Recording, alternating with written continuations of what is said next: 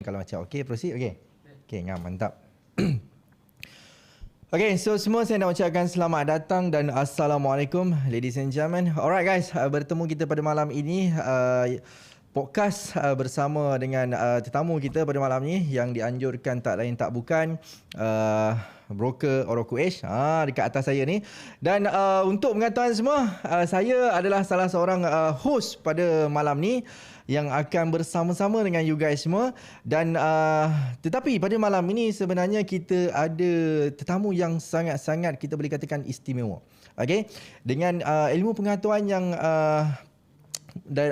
yang ada dalam diri dia. Sebelum kita reveal siapakah tetamu kita pada malam ini, okey, saya nak ucapkan selamat datang kepada yang baru masuk, okey, yang baru masuk live kita. Dan macam biasa guys, untuk sesiapa yang baru masuk, kasih payung tap-tap like.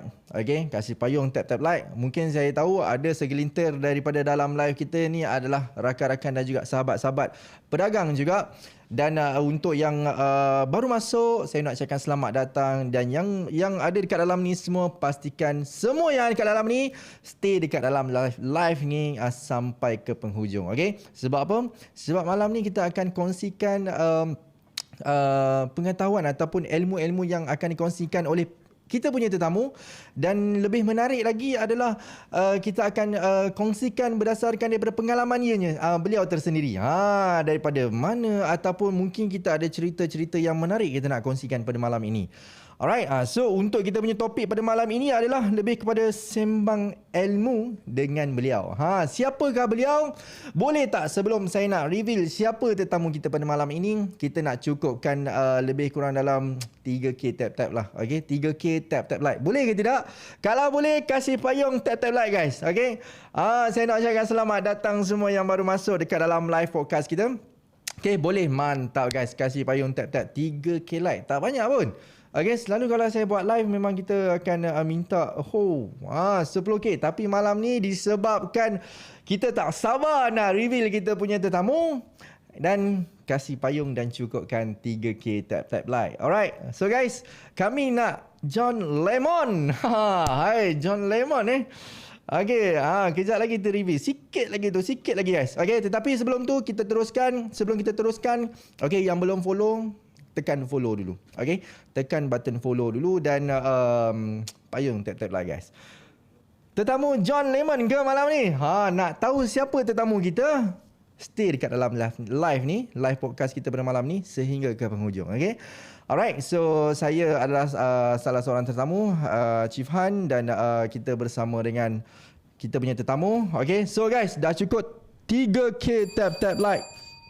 So Min, 3K tap-tap like. Min, boleh kita reveal siapa tetamu kita? Tak lain tak bukan John. Halo hai. Assalamualaikum John. Waalaikumsalam. Hai, rasanya macam sebelum ni John, okay, sebelum kita teruskan ataupun sebelum kita start lah kan. Sebelum ni saya ada kita ada juga podcast bersama dengan influencer luar, which is bersama dengan CEO kapal.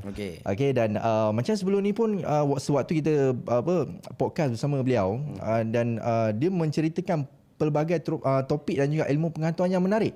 Dan juga ianya menarik perhatian ramai dekat view-view kita pada malam tu lah kan.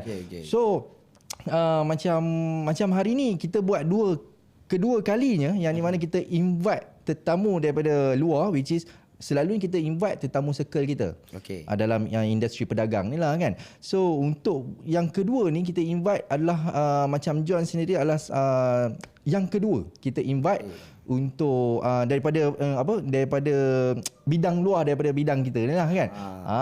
So mungkin view kita pada malam ni sangat-sangat, orang kata apa? Jangan harap. Bukan. Dia bukan jangan harap. Tapi dia tertarik sebenarnya. Mungkin kita tak tahu. Mungkin ada yang kenal. Kan? So, alright John. Boleh tak kita nak kenalkan sedikit pengenalan diri? Nama siapa? Nama mudah. Berasal daripada mana? Nama semua orang kenal. John Bear. Berasal dari Kelantan. Dengar cakap pun tahu saya orang Kelantan kan? Tak ada lah. Berasal dari Pulau Pinang. Hatu sajalah, tak payah tahu banyak lah. Cukup sekadar tahu diri ni siapa. Dan saya merupakan seorang pelipur lara lah. Dia kalau sebab nak kata influencer ni, kita takut. Sebab kita takut kita influence benda yang tak betul.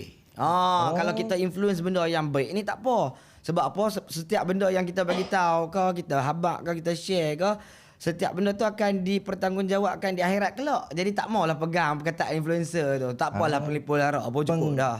Penglipur lara lah. Betul, pelipur lara. Okey, tapi John, yang mana kata dekat sini yang kita tahu yang ramai mengenali John ni adalah sebagai John Bear. Okey. Macam mana boleh wujudnya nama John Bear ni sebenarnya ni? John Bear ni sebenarnya kalau nak diceritakan secara ringkas, nama tu pilih kita lah. Nama tu pilih kita sebab nama tu mula-mula Bear tu sebab dulu satu masa tu waktu kita sekolah menengah kita cabi. Kita cabi-cabi macam teddy bear lah. Jadi hampa pula gelak pula. Dia cabi-cabi dulu sampai kita dah ambil iktibar dah, kita dah kuroi dah. Lepas tu John ni pula dapat nama waktu kita pergi buat diploma di UiTM Kelantan. Waktu tu nama ragging lah. Nama ragging tu kita pergi buat John di tempat orang tu dapat nama John. So bila kita mula-mula kita menulis jadi kita nak pakai nickname. Kita nak pakai nickname, kita tak mau lah orang tahu nama kita siapa hak betul itu kan. Jadi kita nak pakai nickname. Jadi bila kita dah ada nama tu siap, kita cuma tukar je lah. Kita tak nak Bear John macam pelik kan. Jadi kita boleh lah John Bear. Jadi kita pakailah nama tu sebagai nickname lah. Sebab nama tu yang pilih kita dah. Jadi kita pakailah nama tu. So alhamdulillah lepas pada tu terus menerus lah kita guna nama tu sampai ke hari ni. Itu je lah. Lebih kurang macam mana dapat nama John Bear tu. So mana kata dekat sini antara John dengan Bear tu mana yang boleh dipanggil? Sama ada John ataupun Bear? John lah. Panggil John lah. John lah lebih sempoi lah. Contoh kalau kata marka kita suruh panggil sayang. Sayang. Sayang. Kita tak suruh lah panggil John, tak apa dah. John lah kan.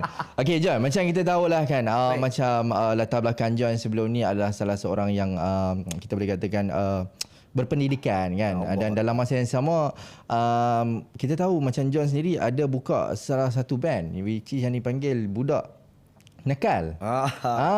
Dan macam mana boleh orang kata apa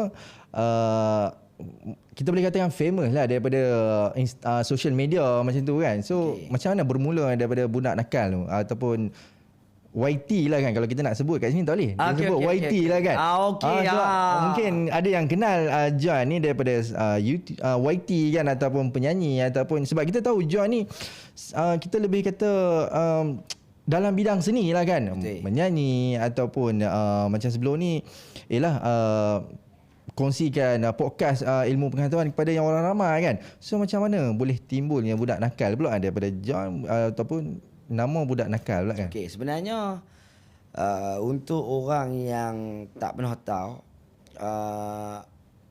band tu main dulu. Band tu main dulu sebelum pada ada ML Studio, sebelum ada podcast.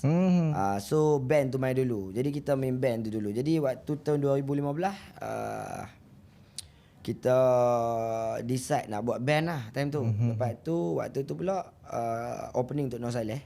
Jadi disebabkan kita malas nak main seorang-seorang tu, jadi kita buatlah band. Buat band, alhamdulillah lepas daripada show tu setiap bulan lepas tu kami ada show.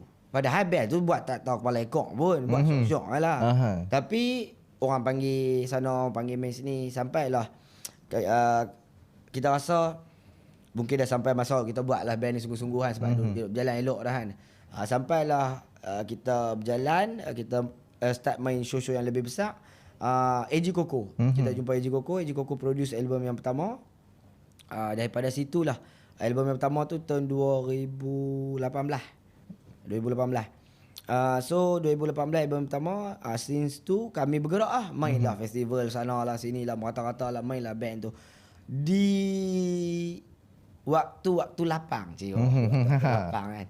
Di waktu-waktu lapang ni lah kita isilah dengan masa kita buat job-job lain lah. Kita berlakon sikit, buat podcast ni sikit, lepas tu kita buat yang konten-konten ni sikit. Tapi disebabkan oleh konten waktu mula-mula kita main di ML Studio tu, orang start kenal daripada situ. Jadi orang tak tahu pun kata ada band mula-mula. Orang ingat dia ni kutu berhak mana, kata tak tahu main bercakap pandai kan. So waktu tu kita main band dan Mat Lutfi pada ketika itu merupakan kawan kita. Mak Luffy tu kawan. Jadi dia lah kata kita, jom Bai hang buat lah sat video lah. Tu kita pun buat lah. Jadilah macam mana hang duk tengok tu sampai hari ni. Takat tu lah. Okey, baik, faham. Tapi macam sebelum ni saya dapat tahulah sebelum saya buat podcast bersama dengan John kan. Saya adalah selidik tengok John ni macam mana kan. Dan kita pun tahu macam sebelum ni John ada join hip hop. Allah.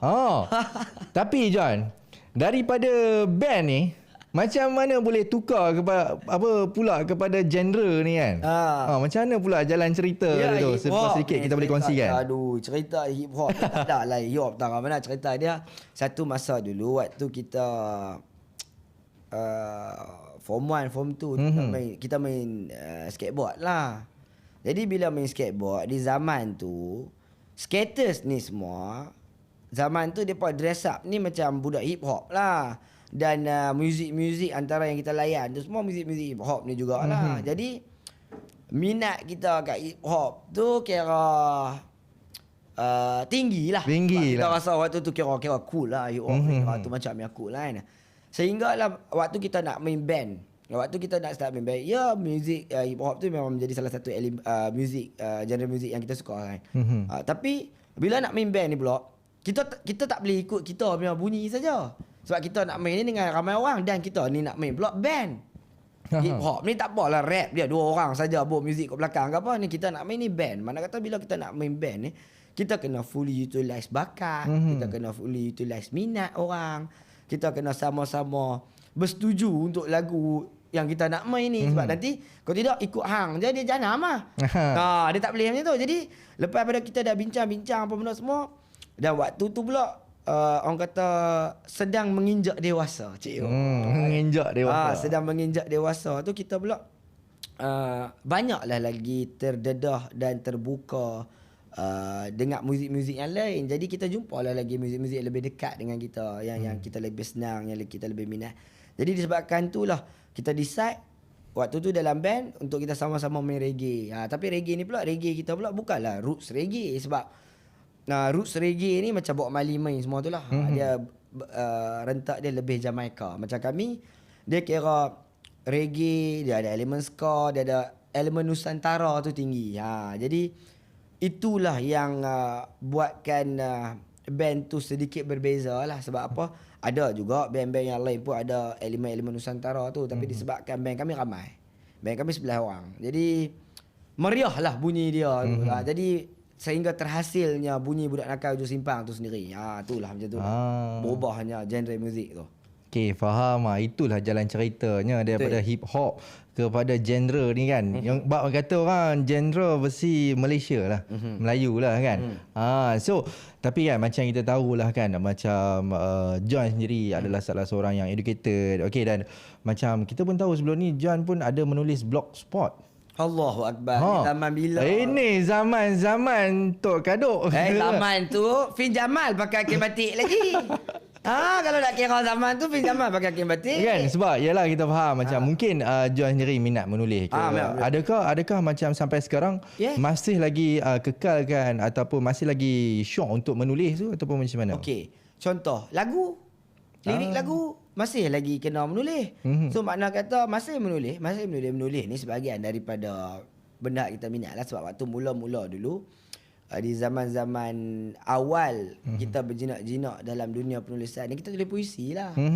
Lepas pada tulis puisi tu dah boleh tulis puisi sikit, dah tulis cerpen. Lepas tu kita tulis konon-konon lah nak tulis mini novel. Kita buat blogspot. Zaman-zaman tu memang itulah cara macam mana anak muda orang kata ekspresikan rasa dalam tulisan lah. Ni ada macam-macam dah boleh menari di TikTok semua dah. Jadi dulu antara salah satu cara dia adalah melalui penulisan. Jadi apabila penulisan tu kita dah terbiasa dan kita dah seronok untuk buat, kita kembangkanlah benda tu, dia jadilah pula lirik lagu. Daripada lirik lagu tu pula dia bolehlah jadi macam-macam. Kata-kata nasihat ke, quotes ke. Sebab apa? Dia main daripada hasil penulisan lirik ni pula. Dan penulisan ni pula terhasil, dia mesti kena main daripada pembacaan. Tak boleh tulis ikut dan kan. Sebab kita tak baca banyak tapi kita tulis banyak pula. apa hak kita tulis tu. Faham. Jadi kena baca banyak. Jadi bila baca banyak-banyaklah kita akan menulis nanti. Betul. Sebab itulah waktu tu kita salah satu cara dia ialah kita buat tulis dalam blogspot tu lah. Lepas tu dah melingkup lebih dah lah. Lepas pada dia dah keluar paper sekali dah, dia kata satu macam yang penulisan. Wah sudahlah, dekat tu kita ada achievement mampu pegang dah. Sebab kita dah beralih waktu tu, kita dah fokus pada band. Jadi kita banyak fokus penulisan kita untuk lirik lah. Untuk lirik lah. Bukan semata-mata band kita je, tapi kita juga tulis untuk penyanyi-penyanyi lain. Contohnya macam Final Bintang RTM. Oh, ada juga. Lirik. Tulis lirik untuk dengan Eji Koko lah. Kira lagu by Eji Koko. Lirik kita tulis lah. Sebab Eji Koko tu kira tok guru kita. Jadi dia suruh tulis lirik tu, kita tulis lah lirik untuk dia tu. So banyaklah lagi cabang-cabang penulisan tu boleh dikembangkan apabila kita memang minat benda tu. Jadi selain daripada menyanyi, kita buatlah juga menulis ni. Sebagai contoh macam John sendiri kan, jenis yang minat menulis, tak orang kata bukan sekadar menulis untuk lirik kan, tapi mungkin macam John sendiri jenis menulis dalam bahasa Melayu yang di mana berkongsikan ataupun mengongsikan tentang masyarakat Melayu. Adakah macam John sendiri dah kaji ataupun selidik berkenaan dengan tentang masyarakat orang Melayu ni ataupun macam mana? Okey, dia macam ni lah. Nak kata nak kaji, nak selidik ni, kita sembang ni bangsa aku sendiri. Jadi bagi aku terlalu malu lah untuk satu bangsa ni dia nak kena kaji, nak kena selidik bangsa dia sendiri. Mana kata pengetahuan dia terhadap bangsa dia begitu lemah. Faham. Jadi tak semestinya pula hang kena jadi pendekar, hang kena jadi pendeta baru hang boleh cakap pasal bangsa hang. Sebab aku rasa alhamdulillah lebih daripada 30 tahun aku hidup di dunia ni, aku tak pernah lagi nak tukar bangsa aku, nak jadi bangsa lain ke apa ke. Jadi oleh yang demikian aku rasa akulah yang kena bertanggungjawab menceritakan tentang bangsa aku sendiri. Oleh yang demikian macam mana aku nak tahu pasal sebagai contoh macam adat resam Melayu kan. Macam mana aku nak sampaikan ilmu ni pula kalau aku tak tahu kan. Jadi dia mesti ada sumber ilmu dia. Mana kata ilmu Melayu lama ni dia memang ada ilmu dia.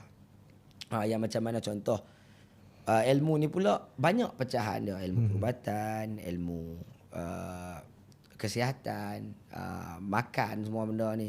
Jadi kita dah lupa dah semua benda ni. Kita tak peduli dan kita tak pernah ambil tahu. Dan kita anggap benda tu remeh. Tak ada kajian yang orang kata apa, yang secara proven, secara saintifik kan, clinical, benda tu takat mana dia boleh impact apa benda semua. Jadi kita rasa malu nak bercakap pasal bangsa kita. Kita rasa Melayu ni lekeh kan. Jadi bila aku bercakap pasal Melayu tu, ni dahsyat, kira tahu. Tak. Bagi aku benda ni hak semua orang. Sepatutnya kita lah memperjuangkan bangsa kita ni. Siapa lagi nak pergi sembang pasal hang takkan tiba-tiba nak sembang pasal British. Pelik. Betul. Macam British ni sebenarnya makanan breakfast dia memang omelette. Orang kan tak peduli hang lantak hang tak nak buat British pun pasal apa nak sembang pasal omelette kan. Tapi bila hang kata okey, orang Melayu dulu antara budi dia pagi-pagi mangkit ni, dia akan selain daripada dia dah solat subuh, dia akan pergi ke laman apa semua, dia akan buat kerja di laman sebelum dia masuk ke dalam rumah. Dia masuk ke dalam rumah, dia menyediakan sarapan pagi. Sebab apa dia duduk di laman tu dulu? Satu, ada faktor kebersihan. Mana kata orang yang beriman ni orang yang bersih. Ni aku share lah ilmu Melayu kan. Lepas tu pula senaman pada diri dia. Dia nak bergerak tubuh badan dia semua. Bila dah betul-betul dia sedap, dia dah betul-betul mangkit, baru dia pi makan. Bila dia makan pula, pada patutlah dengan kerja hak dia buat. Mangkit pagi melantok. Big breakfast. Dia duduk pukul 2 makan lagi. Faham tak? Kerja duduk di bangku office ya. Ataupun contoh, treat lah saja kata. Treat. Bukan aku nak kata tak betul ke betul. Duduk di bangku. Makan betul-betul macam seminggu ya. Mana boleh? Tak boleh lah kan. Jadi ada ilmu Melayu, dia huraikan secara lebih lengkap pasal apa kena buat macam ni, pasal apa. Tapi orang kita tak mau. Sebab apa? Kita ada pakar nutrisi. Kita ada ubat kurus. Kita ada teknik di gym. Yang kalau kata kita tak kurus pun, sampai sudah tak kurus, hampir tanyalah hak kawan-kawan tak kurus pun. Tapi apabila kita berbalik pada jati diri kita sebagai seorang Melayu. Yang ni kita sembang tadi, ilmu Melayu tadi kan. Bila kita berbalik pada jati diri seorang Melayu, maknanya kita setiap hari kita hidup ni, kita berjalan ni, tak ada masalah kita nak jadi moden ke apa, akan tetapi kita juga kena bawa dan cari jati diri kita sebagai Melayu. Apa ilmu kita? Contoh, apa makanan yang sesuai dengan kita? Apa makanan yang tak sesuai dengan kita? Benda-benda macam ni lah. So, apabila aku pergi belajar ni pula pasal ilmu Melayu ni, kita pergi jumpa orang lama lah. Sebab orang tua-tua, guru-guru lama, pendekar-pendekar hak duk di dalam semak semua. So, orang-orang ni kita jumpa dan kita belajar. Bila kita belajar, dengan cara tu lah aku pula rasa cara yang terbaik untuk aku sampaikan ni dengan cara yang paling mudah. Takkan aku nak buat kelas pula. Mari menjadi Melayu. Pula nak kena pakai tanjak semua pula leceh lah. Jadi aku tak menjual ilmu. Jadi aku kongsikan ilmu tu takat mana aku tahu lah. Hampa rasa hampa nak tahu lebih, hampa pergi carilah lagi. Betul. Aku bagi tu takat orang kata apa? Entry level. Entry level. Mau lebih kena pergi betapa. Takkan nak bagi ilmu betapa. Semua tak boleh lah kan kau. Cukup pada mana hang ada orang kata apa, seronok nak lebih tahu pasal bangsa hang sendiri tu lah. Lebih kurang. Yalah, setengah orang ni dia jenis yang nak kata mengkaji, tak adalah mengkaji. Tapi setengah orang ada yang nak tahu dengan lebih mendalam tentang apa ni, ialah ilmu pengetahuan tentang daripada segi bangsa-bangsa, adat resam kan, dengan daripada pelbagai bangsa kan yang ada dekat Malaysia ni kan. So terima kasih perkongsian daripada apa ni John sendiri. Tapi tadi ada soalan mana tadi? Ada soalan? Ada soalan ke? Ada soalan ke tadi? Salam kenal Abran ya. Jarang tengok best series. Serius ke malam ni? Kira tak ada start lagi. Tak ada start lagi. Ni sebenarnya baru lepas pada pengenalan ni. Baru lepas pengenalan kan. Dia belum apa ni, dia belum panas, belum panas lagi kan. Cerita dia belum rancak lagi. Kami nak cerita hantu. Cerita hantu. Rasanya mungkin kita akan kongsikan. Okey, tetapi sebelum tu saya nak ucapkan selamat datang untuk sesiapa yang baru masuk. Okey, sebelum kita teruskan dengan perbincangan ataupun perkongsian daripada John Bear ataupun John Bear sendiri pada malam ini, yang kita akan bersembang berkenaan dengan ilmu pengetahuan untuk apa kita kongsikan pada malam ni, yang di mana tajuk kita Sembang Ilmu dengan John Bear. Okey, so kalau korang semua nak layan podcast kita, ataupun kalau korang nak tahu dengan lebih lanjut, ataupun korang nak bertanyakan sebarang soalan, boleh silakan komen, tak ada masalah. Alright, yang paling penting stay dekat dalam live ni sampai ke penghujung. Okey, sebab John Bear bukan biasa-biasa guys, pengkaji ilmu Melayu, well educated, steady. Yang ni pun ada berkenaan dengan soalan yang saya nak tanya juga ni sebenarnya. Macam sekarang ni adat dan zaman lah, macam John Bear lah kan. Macam adat dan zaman buat masa sekarang ni kan. Adakah masih lagi relevan di dalam zaman sekarang ni? Apa pendapat macam John cari? Adat dan zaman sekarang ni kan. Kalau hang tanya aku adat dan zaman relevan tak relevan, aku tanya hang balik soalan. Hang beranak di dunia ni, hang Melayu dulu kan Islam dulu? Islam dulu. Okey. Betul? Islam dan Melayu. Kalau hang tanya saya Islam lah ke? Islam lepas pak hang azan kat hang. Tapi hang beranak dulu, keluar daripada perut mak hang. Okey. Ni soalan tak ada betul, tak ada salah. Kan? Dia buat soalan cepu emas. Sebab apa? Sebab tu aku tanya kat hang. Hang beranak di dunia ni, hang Melayu dulu kan Islam dulu? Melayu dulu. Melayu dulu sebab hang jadi main daripada mak bapak hang, melainkan mak pak hang British lain lah. Hang British dulu lah. Kira sebelum pada kalau kata Pak Azan tu. Kan? Tapi kira hang Melayu dulu. So makna kata bila kita Melayu dulu, kita buatlah ikut adat kita. Sebab apa? Selagi mana adat kita tidak bertentangan dengan syarak, selagi mana benda tu tidak menyalahi agama, tak buat pelik-pelik. Sebab aku tak rasa pernah jumpa adat Melayu yang tiba-tiba kena minum darah kambing. Tak bisa jumpa. Ataupun macam sembelih anak tanam hidup-hidup, tak bisa jumpa. Jadi kalau nak kata tak relevan ni, bagi aku orang yang kata tak relevan itulah pula yang tak relevan untuk hidup. Sebab dia melupakan jati diri dia sebagai seorang Melayu. Sebab apa? Kalau hang sendiri bangsa hang tak peduli pasal adat hang, siapa nak peduli? Takkan Scottish dia nak peduli pasal betul. Adat Melayu kena makan pakai tangan kanan. Contoh, hang peduli, dia peduli pula. Bagi dia aku makan camca garpu, hang berfikir kan. Tapi bagi aku adat ni memang orang akan kata tak relevan. Akan tetapi percayalah, kok mana apa esok ni hang dah ikut orang lain punya ideologi, yang dah ikut orang lain punya adat ke resam ke apa ke, esok ni hang akan sampai ke satu jalan buntu. Hang sampai satu jalan mati dah. Hang sampai macam yang hang dah tak boleh dah, hang nak pergi mana sebab apa? Hang tak faham pun adat tu. Tapi kalau kata adat hang sendiri, hang aplikasi, hang boleh nampak patutlah dia suruh buat macam ni. Oh, sebab tu dia suruh buat macam ni. Macam tu. So, hang akan nampak betapa bijak sananya orang Melayu menyusun ilmu dia untuk hang fikir di dalam adat tu. Dia bagi buat macam ni. Akan tapi dok, rupanya maksud dia yang ni. Dahsyat gila. Tapi dia tak ada masa pun nak pergi terang kat hang. Faham. So kalau hang tak cerdik, hang lah pandang, apa ni adat ni, apa yang ada. Kalau aku hurai contoh benda-benda yang orang Melayu buat, aku ambil contoh. Okey, aku ambil contoh. Satu masa dulu, orang Melayu dia sisipkan kerih. Okey ya. Dia sisipkan kerih. Dia sisipkan kerih tu saja, aku bagi tahu kat hang, dia tak perlu tanya hang mai daripada mana, hang kerja apa, hang ni apa status hang dalam masyarakat ni. Dia hanya perlu tengok kerih hang ya. So hang nampak tak komunikasi dia macam mana cantiknya adab dan adat dia dalam hanya diselit kerih saja. Tak cerita benda lain. Pun dah nampak kemelayuan dia. Tak ada nampak lagi macam orang nampak apa selit senjata tu, orang bangang. Orang bangang. Aku bagi tahu. Kalau kata contoh orang tu nampak dia selit senjata, orang ni orang ganas. Mana kata dia tak tahu apa pasal bangsa dia sendiri. Sebab apa? Orang yang paling pandai dan paling tahu untuk menggunakan keris adalah orang yang menyisipkan keris dia. Orang nampak ni ada. Sebab apa? Orang yang menyisipkan keris dia pula tahu apabila dia cabut keris dia, permintaan keris dia ni 4. Makananku adalah daging, minumanku adalah darah, jalanku adalah tulang dan urat, dan permintaanku adalah mati. So orang yang sisipkan kerih ni dia tahu ada. Dia tahu kita tak cabut saya saja. Kita tak bawa keluar saya saja, sebab lagi dia minta 4 benda ni, macam mana nak bagi kat dia? Dia naya pula lagi. Dia mengamuk pula. So benda-benda ni lah yang membuatkan orang Melayu tu hebat. Sebab apa? Dia ada kerih di badan. Dia mengamuk, dia tak cabut kerih. Nak bagi tahu sebab aku ni di badan ni ada senjata. Pun tak pakai. Tak pakai, cakap lagi.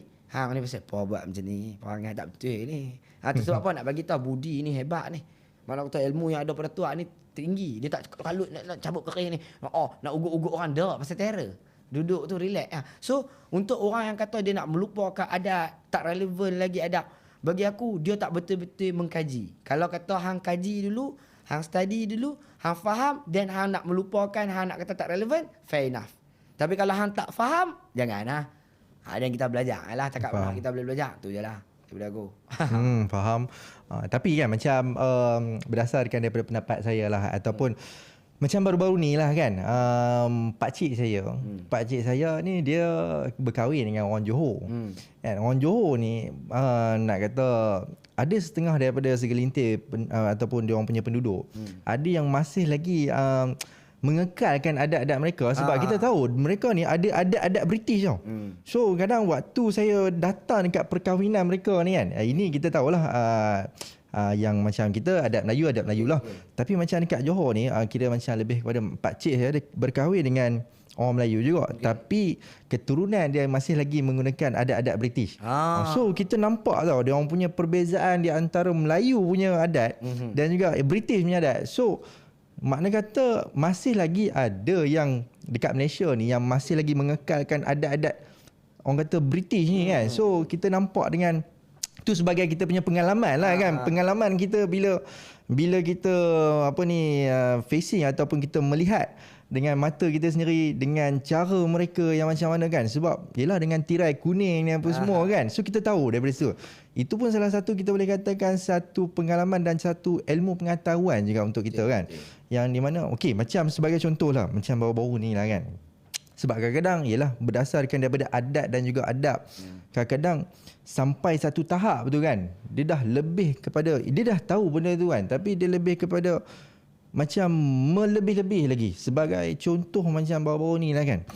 Apa pendapat sendiri macam John sendiri, macam baru-baru ni kan kita tahu yang viral pasal kes sesat lah kan. Bab nak sebut pun risau juga kan. Tapi kes-kes ambuya apa semua kan, yang kahwin apa semua dan sebagainya kan. Macam John sendiri ada dengar cerita pasal dengar cerita lah, aku tak beritahu sangat. Tak beritahu sangat kan. Sebab tidak memberi sebarang impak kepada hidup aku kan. Jadi pandai-pandai empak lah, hampa buat hampa tanggung lah tu lah. Apa buat hampa tanggung lah kan. So yelah, sebab kadang jenis bila kita dah tahu, yelah kita dah ada ilmu pengetahuan, tapi bila kita dah lebih sangat kita mengkaji sampai satu tahap tu, dia boleh menjadi ajaran sesat kepada diri kita. Itu pun bagi saya pun tak apa-apa nak bagus lah kan. Bagi aku contoh topik hang bincangkan ni agak menarik bagi aku contoh yalah, antara salah satu lain sikit daripada topik kan. Antara salah satu pesanan yang berada di dalam orang Melayu ialah sesat, pulang ke pangkal jalan. Ini pesanan tau. Kita nampak dia macam pesanan, tapi dia sebenarnya adalah mantra. Sesat, pulang ke pangkal jalan. Jadi anak Melayu ni bila dia makna kata dia sesat, dia mesti akan pulang ke pangkal jalan. Okey. Makna kata dekat mana pula kita nak kata kita sesat, kata kita tak sesat. Yang ni pula dia lebih besar lagi. Sebab apa contoh? Selagi mana kita melihat dengan mata kita. Selagi mana kita melihat dengan mata kita, selagi itulah kita hanya akan melihat benda yang tak elok dan juga benda yang tak betul. Tapi apabila kita melihat dengan hati kita, kita akan melihat benda yang memberi manfaat, benda yang baik dan benda yang elok. Jadi, apa yang aku nak share dekat sini, ada antara kita, contoh, katalah orang-orang yang duduk tengah tengok ni kan, even hang sendiri, kita akan nampak macam apa yang berlaku ni, orang ni sesat kan, orang ni sesat, perbuatan dia ni tak betul kan. Tapi pernah tak kita tanya diri kita hari ni, takat mana betul aku ni? Betul ke aku tak sesat? Betul ke aku tak sesat? Sajalah kata aku tanya. Macam kata orang-orang komen dekat sini kan, kata orang komen. Dia komen dengan dia bertanya benda yang dia tahu. Sajalah kata, tak ada pun, aku bagi contoh lah. Dia komen benda yang dia tahu, ataupun dia cakap benda-benda yang tak elok, ataupun dia cakap benda-benda yang tak baik, dia cakap benda yang menghina orang, dia cakap dengan tujuan yang tak elok. Kalau nak kira hak tu semua sesat. Betul. Lagi teruk. Sebab apa? Hang mempamerkan kesesatan hang. Depa kena tangkap. Betul. Hang dengan bangganya rasa hang betul. Yang ni kita takut. Hak sesat ni kita tak tolak tepi dah dulu. Lantaklah tepi. Dia dengan Tuhan dia bagi aku kan. Kita ni hidup di dunia ni.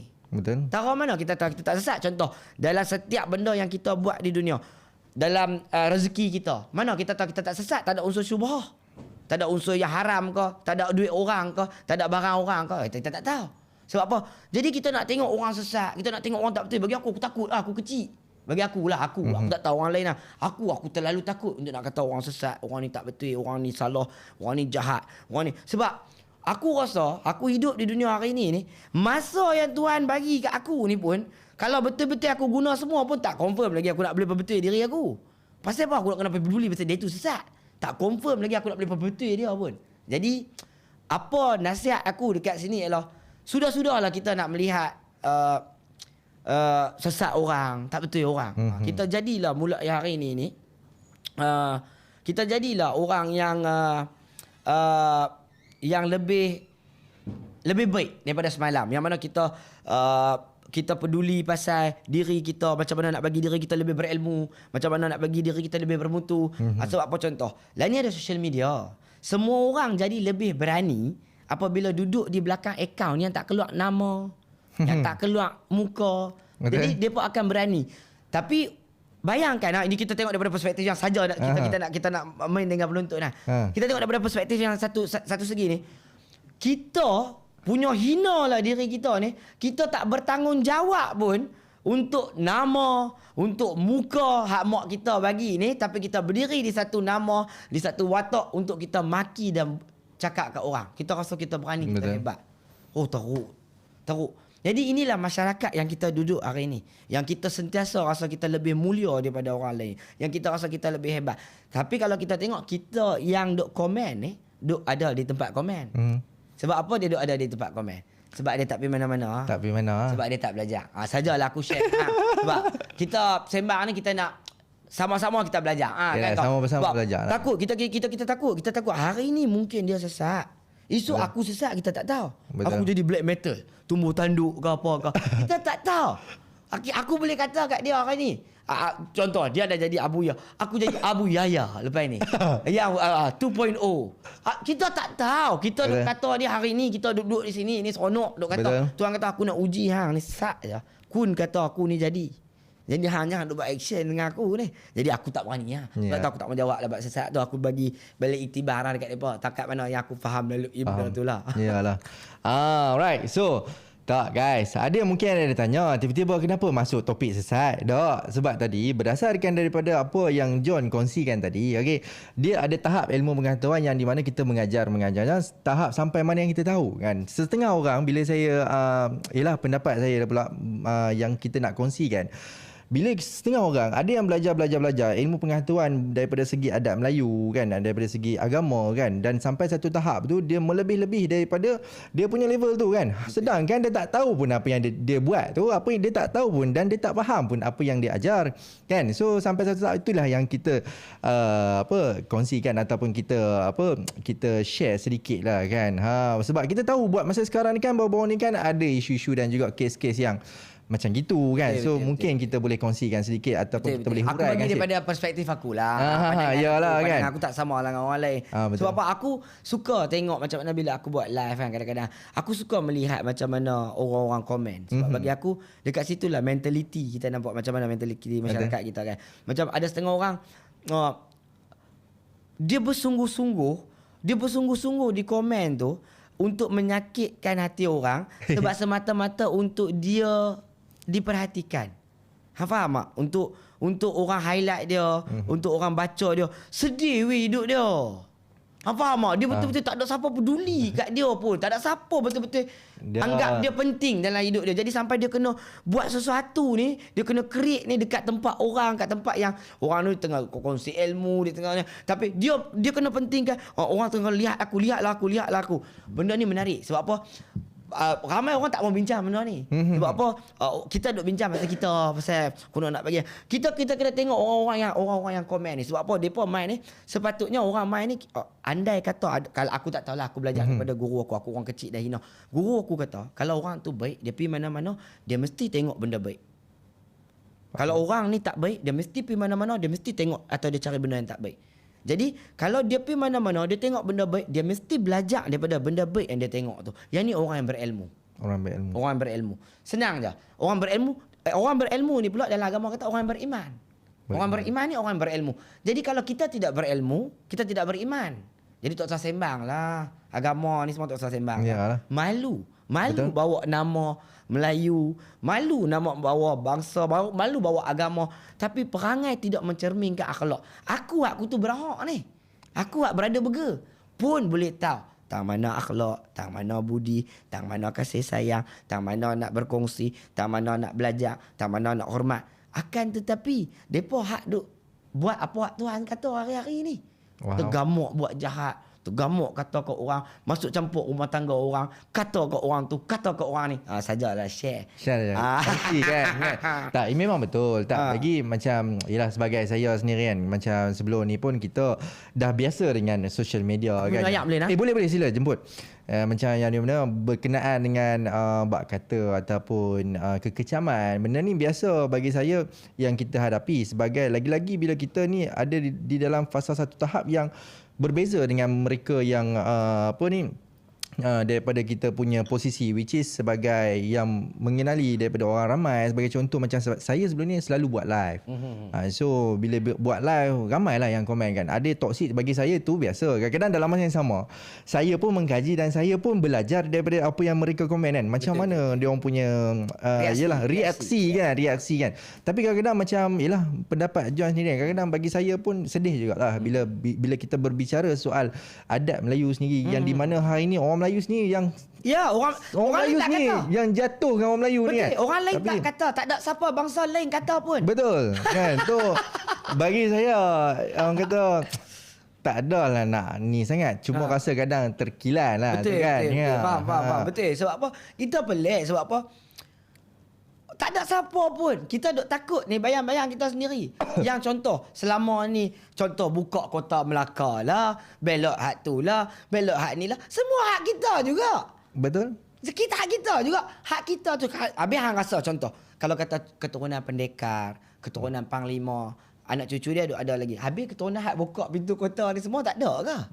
Tu ada komen jahat-jahat tu. Tu keturunan hak buka pintu kota, hak pembelot, si Kitul, yang kira. Sebab apa? Orang-orang macam ni dia tak sayangkan bangsa dia. Bila dia tak sayangkan bangsa dia, dia biarkan diri dia jadi bodoh. Dan juga tidak berilmu. Orang yang sayangkan bangsa dia, dia sentiasa akan biarkan diri dia jadi berilmu. Tu je lah. Bagi aku belajar daripada guru-guru aku. Faham. So ada yang komen macam apa ni, hina Rasulullah, makhluk paling mulia pun kena hina dan dicaci maki. Tiba-tiba kita ni hamba hina rasa tak patut. So guys, biasalah kan.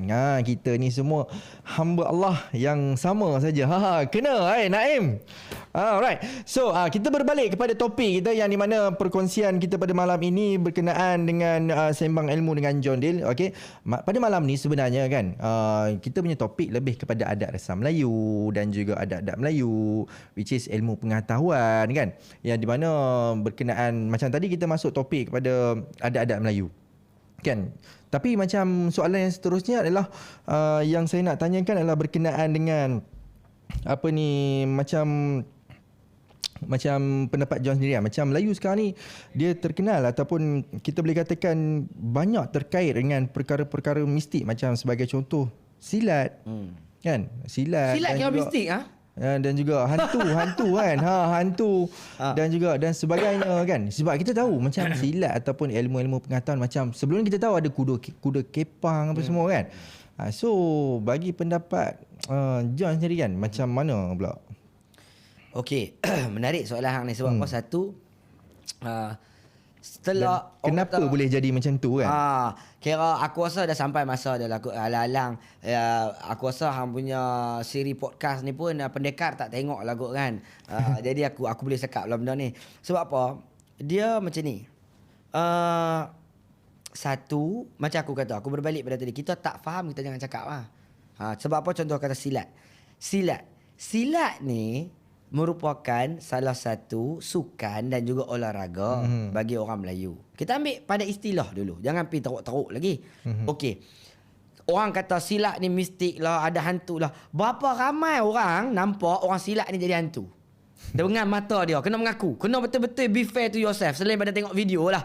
Video tak mau kira. Ni kira depan mata. Makna kata dia punya percentage dia terlalu kecil. Contoh. Lepas itu pula, dalam silat ni pula ada orang kata sebab mengamalkan ilmu batin, panggil jin, minta tolong jin apa benda semua, lawak. Bagi aku benda ni bagi aku lawak lah, sebab aku study ilmu ni, bagi aku lawak. Sebab bagi aku sudahlah, hang tak tahu pasal bangsa hang sendiri. Hang buat kepala tahu pula. Lebih-lebih pula kan. Jadi nak kata pasal jin ni semua, aku tanya satu soalan yang mudah aja. Lah ni contohlah hang, orang-orang yang rasa silat tu jin ni kan. Depa rasa depa orang yang semayang, depa rasa orang yang alim ataupun orang yang baik. Panggil tengok jin. Panggil tengok jin, cakap suruh jin buat apa-apa. Boleh tak? Semudah itu kau nak panggil jin. Weh dah. Habis tu belajar silat terus boleh panggil jin. Macam tu baik hantar anak belajar silat. Sebab apa-apa nak panggil sat jin.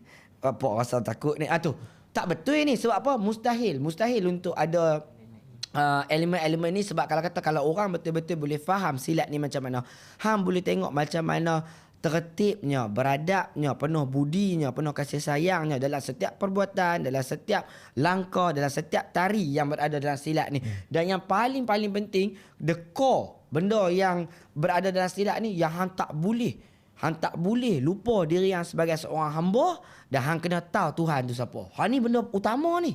Jadi macam mana sebagai seorang yang tahu Tuhan, yang kenal Tuhan ni, lepas tu tahu pula nak berbakti dengan ilmu dan juga budi hang ni, macam mana boleh pergi kawan dengan hantu? Udah itu masuk syirik. Contoh, lepas tu pula contoh. Aku rasa dekat sini berlakunya benda yang orang keliru. Sebab apa? Pendekar. Kita duduk di pendekar. Kita jangan ambil silat. Kita jangan ambil silat. Silat tu adalah ilmu persilatan tu lah. Kita ambil pendekar. Pendekar ni pula orang yang mengamalkan ilmu persilatan.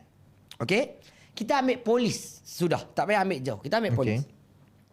Polis ni orang yang dipertanggungjawabkan untuk menguatkuasakan undang-undang. Betul tak betul? Betul, setuju. Akan tetapi ada tak ada polis yang makan rasuah? Ada.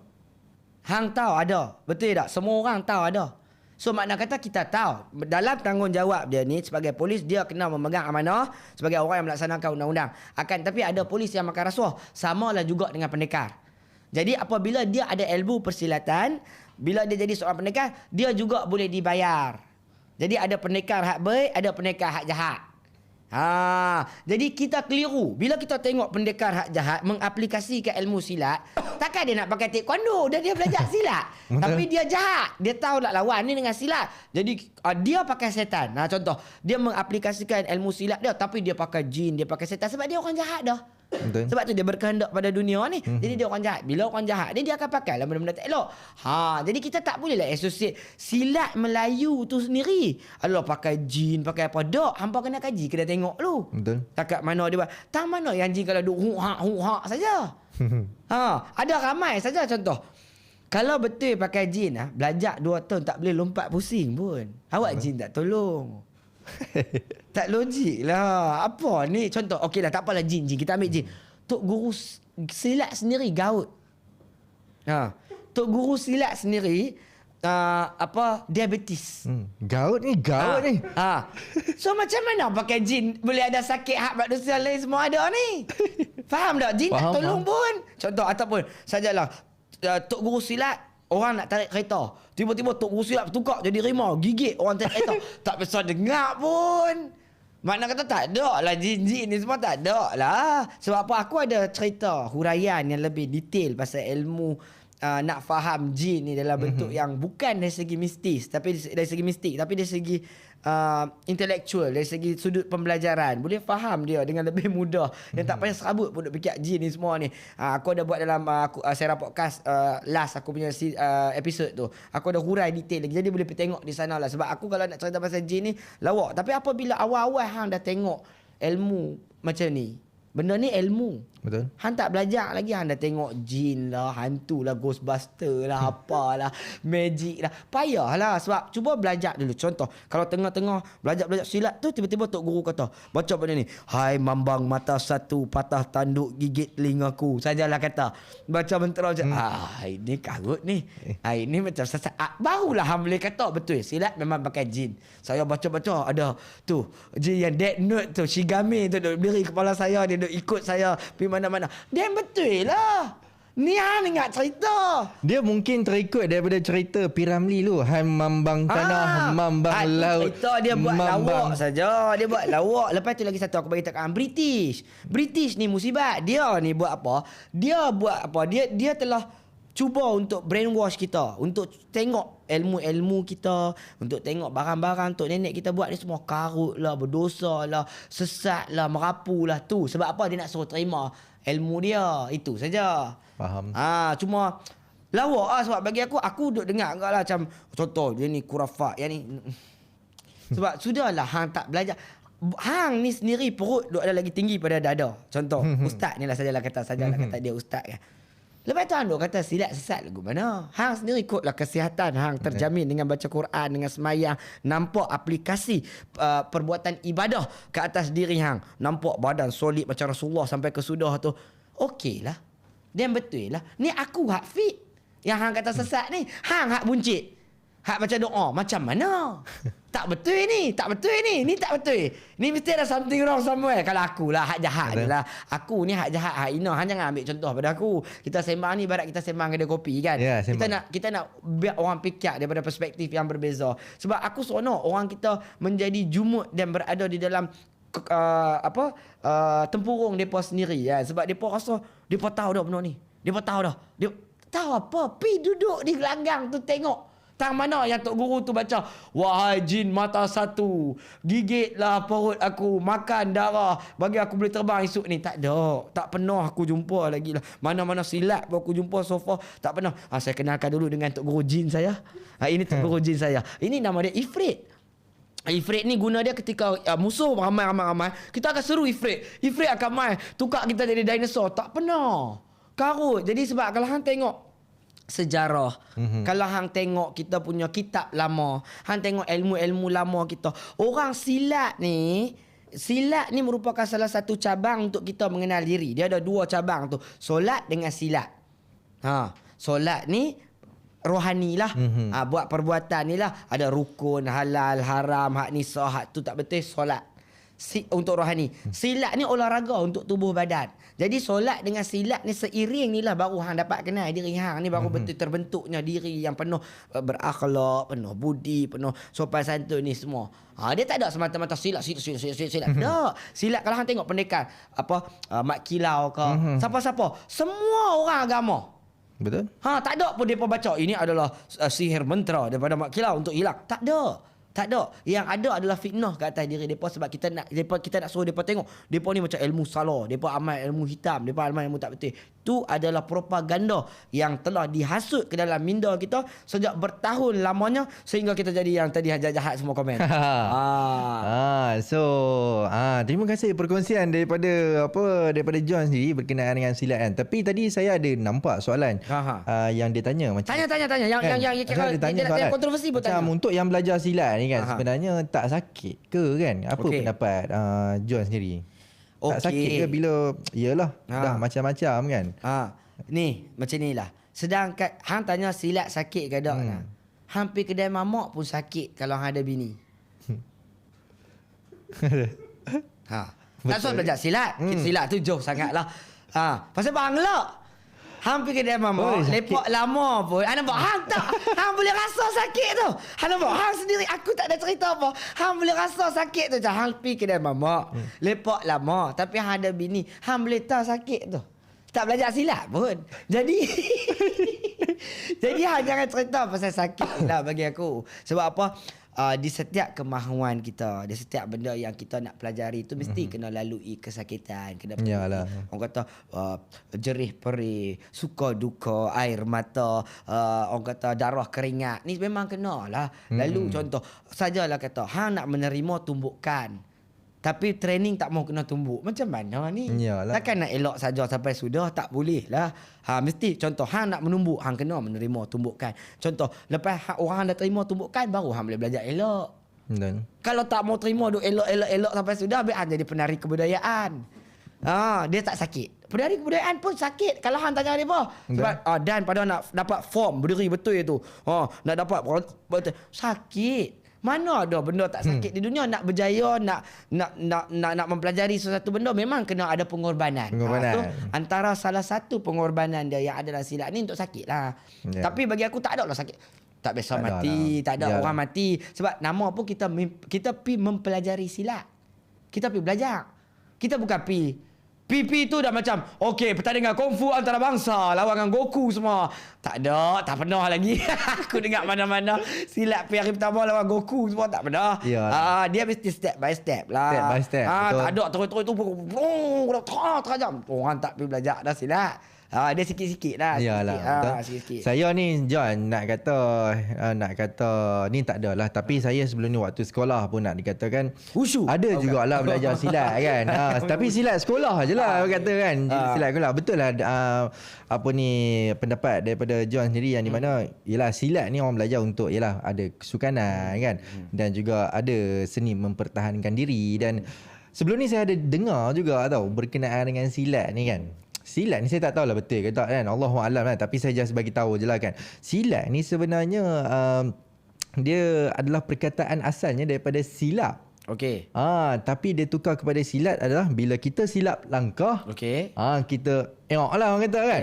So sebab itulah dia tukar kepada silat ke apa ke. Tapi dia perbetulkan daripada macam mana lah. Tapi dengan seni mempertahankan diri macam tu lah kan. Dia silat ni dia banyak falsafah dia lah. Dia banyak falsafah, lain tempat lain lah falsafah. Satu, mula-mula aku nak cakap sebagai apa dah jadilah. Sebagai disclaimer lah. Disclaimer sebelum apa-apa, sebagai disclaimer. Satu, aku tak bercakap daripada posisi seorang pengamal silat ataupun tok guru silat ataupun hang tuah. Tak. Aku bercakap daripada perspektif ilmu yang mana aku mengkaji dan juga study lah sedikit sebanyak ilmu-ilmu Melayu ni. Dan salah satu daripada cabang ilmu tu adalah silat. Jadi setakat mana pengetahuan aku mengenai silat ni aku kongsikan lah. Untuk orang kata sembang-sembang santai ni, bukan bentuk yang ilmiah. Kalau betul-betul Yalah. kita bawa ke kita berdebate, dan aku akan sediakan evidence dan juga bukti-bukti dan juga apa yang lebih mantap untuk hang tak boleh jawab langsung. Cuma daripada soalan hang tadi, perkataan tu, silat ni sendiri macam kita tengok apa yang lebih menyedihkan sebenarnya. Macam hang belajar di sekolah dulu. Menarik. Macam kita hari ni tak ada di sekolah pun. Dan kebanyakan budak-budak kecil tak tahu sangat pun yang silat ni ada. Yang budak-budak ni ialah hampir hantar pergi duk cakap orang putih semua. Pergi di kita guide orang putih. Lepas tu depa duk belajar boxing, MMA. Depa duk tengok tu benda-benda yang moden. So silat ni pula bukan kata selalu nampak di mata kita. Faham tak? Macam tiba-tiba je lah, di sana gelanggang silat anakku, mari kita pergi menonton. Tak pernah dah. Orang tak pernah dah buat macam tu, jarang sangat dah. Silat ni pula malam orang belajar. Bila yang anak jumpa dia pula kan. Jadi bila benda ni berlaku, bagi aku silat ni semakin dilupakan. Dan menjadi masalah juga sebab orang-orang silat ni pula, dalam orang-orang yang dalam persatuan silat ni pula, depa ada setengah orang yang overproduce. Over mempromosikan silat. Macam tu, yang macam kata boleh terbang lah, boleh hilang lah. Disebabkan depa nak orang kata murid. Depa nak murid ni, bagi depa nampak dah menjana kewangan dah ni. Sebab tok guru dulu dia tak peduli pasal duit. Dia ajak ni pasal ilmu. Amanah yang dia nak ajak ni, aku nak anak Melayu esok ni dia tahu mempertahankan diri dia, sihat tubuh badan dia, tu saja. Dia hormat mak bapak dia tahu akhlak dia, tahu budi dia. Itu saja. Dulu silat ni dengan kalau tak bagi dia nak kawal amarah dia, nak bagi dia kawal pergerakan dia, nak bagi dia kuat tubuh badan ni, sebab tu dia hantar bersilat. Itu saja. Bukan train nak jadi assassin killer. Betul. Tak. Tapi lah ni kita nampak, silat tu mungkin tak sesuai.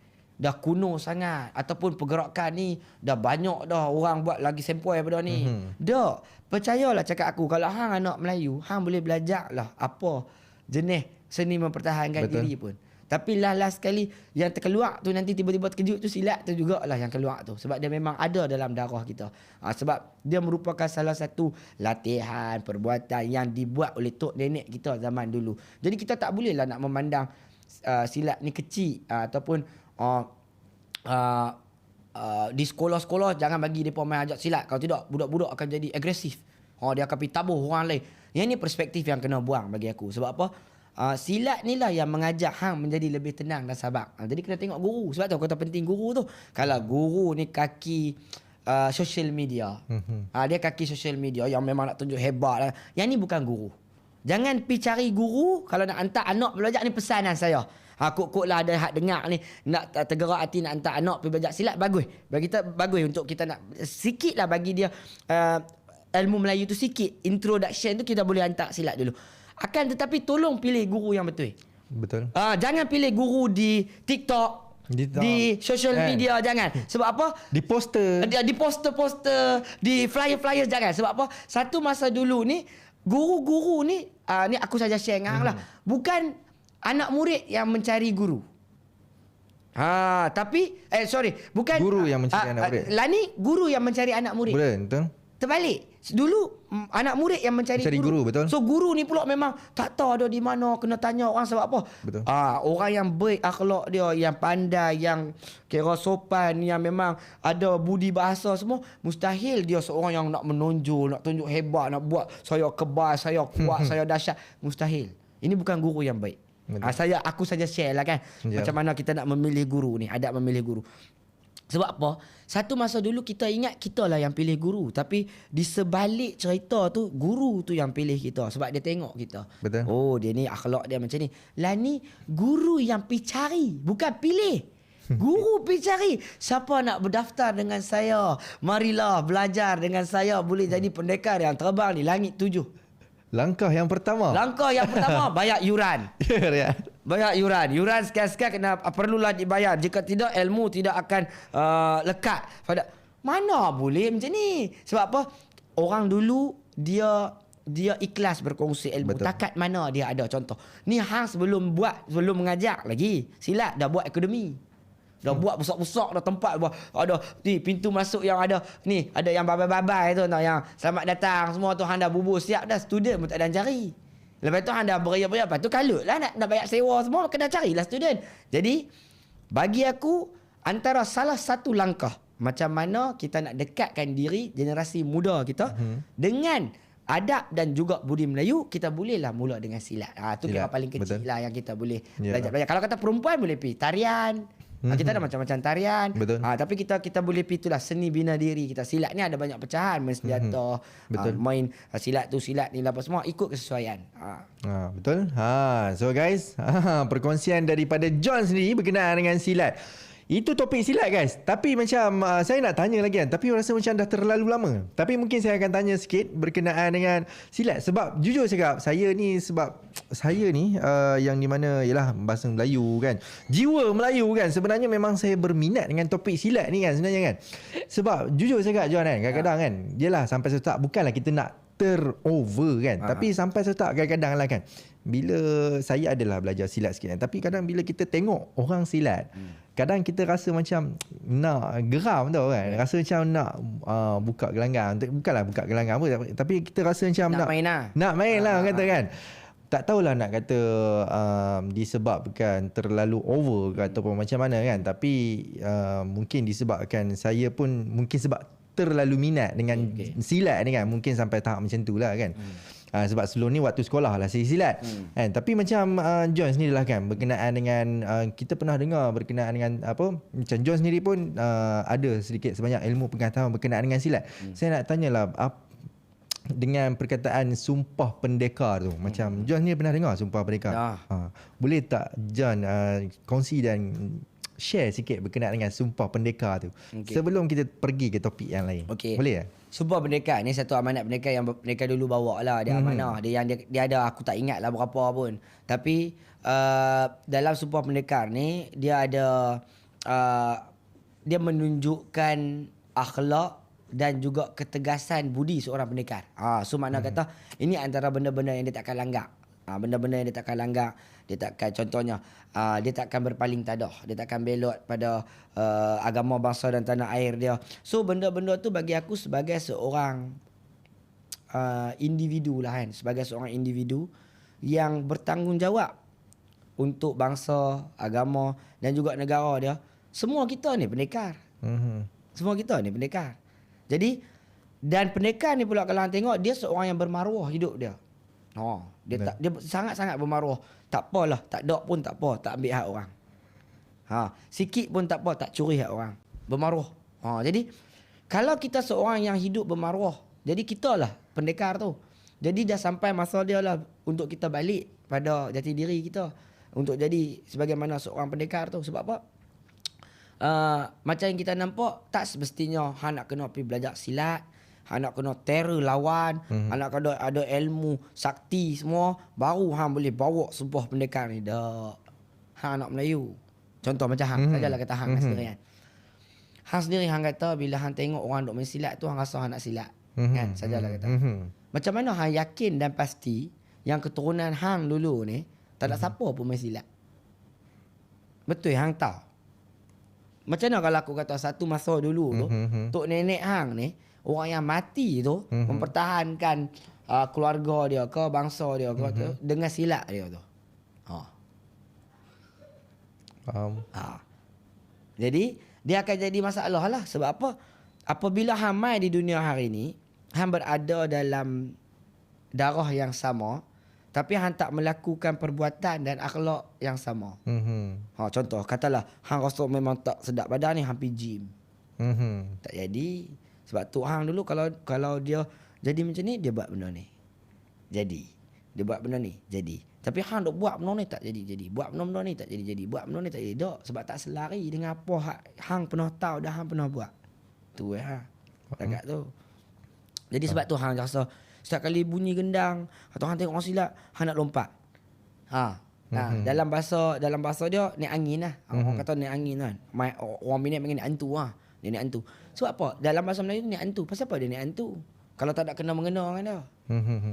Mestilah perbuatan tu dia pernah buat, tapi dia tak tahu, dia tak ingat, dia tak sedar. Tapi dia terpanggil untuk buat, tapi dia tak kerti.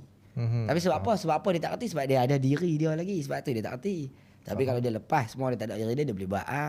Yang tu keunikan anak Melayu. Bukan pasal aku nak cerita benda ni pasal resis dah. Aku tak cerita pasal apa, hebatlah sangat, ulunglah sangat Melayu ni yang paling tinggi. Dah. Aku cerita bangsa aku. Aku tahu bangsa aku je. Yalah. Aku tak pandai bahasa orang lain. Macam mana aku nak cerita? Di Himalaya, tuan-tuan, orang Eskimo ni memang suka minum susu yak. Sebab di sana tak ada sapi. Atau payahlah aku. Mereka akan kata, poang Eskimo ke? Baru orang buat pandai-pandai ni. Orang akan petikai benda tu kan. Jadi aku cakap Melayu. Aku tahu barang ni je. Sebab aku cakap pula, bagi aku andai kata dalam benda yang aku cakap ni salah, sesat, tak betul, jangan ikutlah. Yalah, betul. So far aku rasa alhamdulillah aku sedar apa aku cakap. Jadi aku tak pernah suruh orang buat jahat. Walaupun aku dah jahat siap dah. Tapi aku tak pernah suruh orang buat jahat. Orang yang duk komen-komen tu lah yang jahat siap-siap dah kan. Tapi benda tu lah yang aku boleh share sedikit sebanyak pasal silat ni, yang aku harap semua orang membawa jati diri. Ya, sebagai seorang pendekar, cari balik jati diri kita, cari balik diri kita, yang mana apabila kita berada di landasan takdir kita, insya-Allah segala urusan kita akan dipermudahkan. Betul? Setuju. Yalah, setengah orang belajar silat ni dia nak untuk seni mempertahankan diri, okey, untuk diri dia. Ada setengah orang dia nak sebagai ilmu pengetahuan, dan ada setengah orang yang hanya mempelajari silat ialah untuk sukan dan olimpik ataupun yalah sukan dan sebagainya kan. Dia ikut kepada masing-masing. Tetapi macam John sendirilah kan, yalah itu tadi berkenaan dengan topik silat. Tapi kita ada berkait dengan topik hantu tadi ya. Apa ni? John kan. So macam John ni lah, apa pendapat John? Yalah tadi silat kan. Yang ni kita nak masuk topik kepada hantu, macam yalah perkara-perkara mistik yang ada ni kan. Yang terkait dengan orang Melayu sendiri kan. Macam mana pula pandangan John? Yang berkait dengan mistik ni, ni memang tak larilah daripada kehidupan harian kita. Tapi apa yang aku boleh rumuskan lah, aku tak mau cerita detail sebab aku dah hurai pasal hantu ni di podcast aku. Oh ya, ada? Aku hurai secara detail lah. Okay. Jadi apa yang aku boleh rumuskan ialah kita kena start buang fear of unknown. Fear of unknown. Fear of unknown ni merupakan salah satu teori. Panjang lagi cerita ni. Tapi tak apalah, kita ambil time fear of unknown je lah. Okay. Sekejap aku cerita siapa buat teori ni, daripada siapa main. Orang kata nak buat pandai pula kan. Jadi fear of unknown ni memang ada dalam diri kita apabila kita tidak mengetahui akan sesuatu perkara. Contoh, Tuhan tu sendiri gaib, tapi kita tak takut pun kita buat dosa.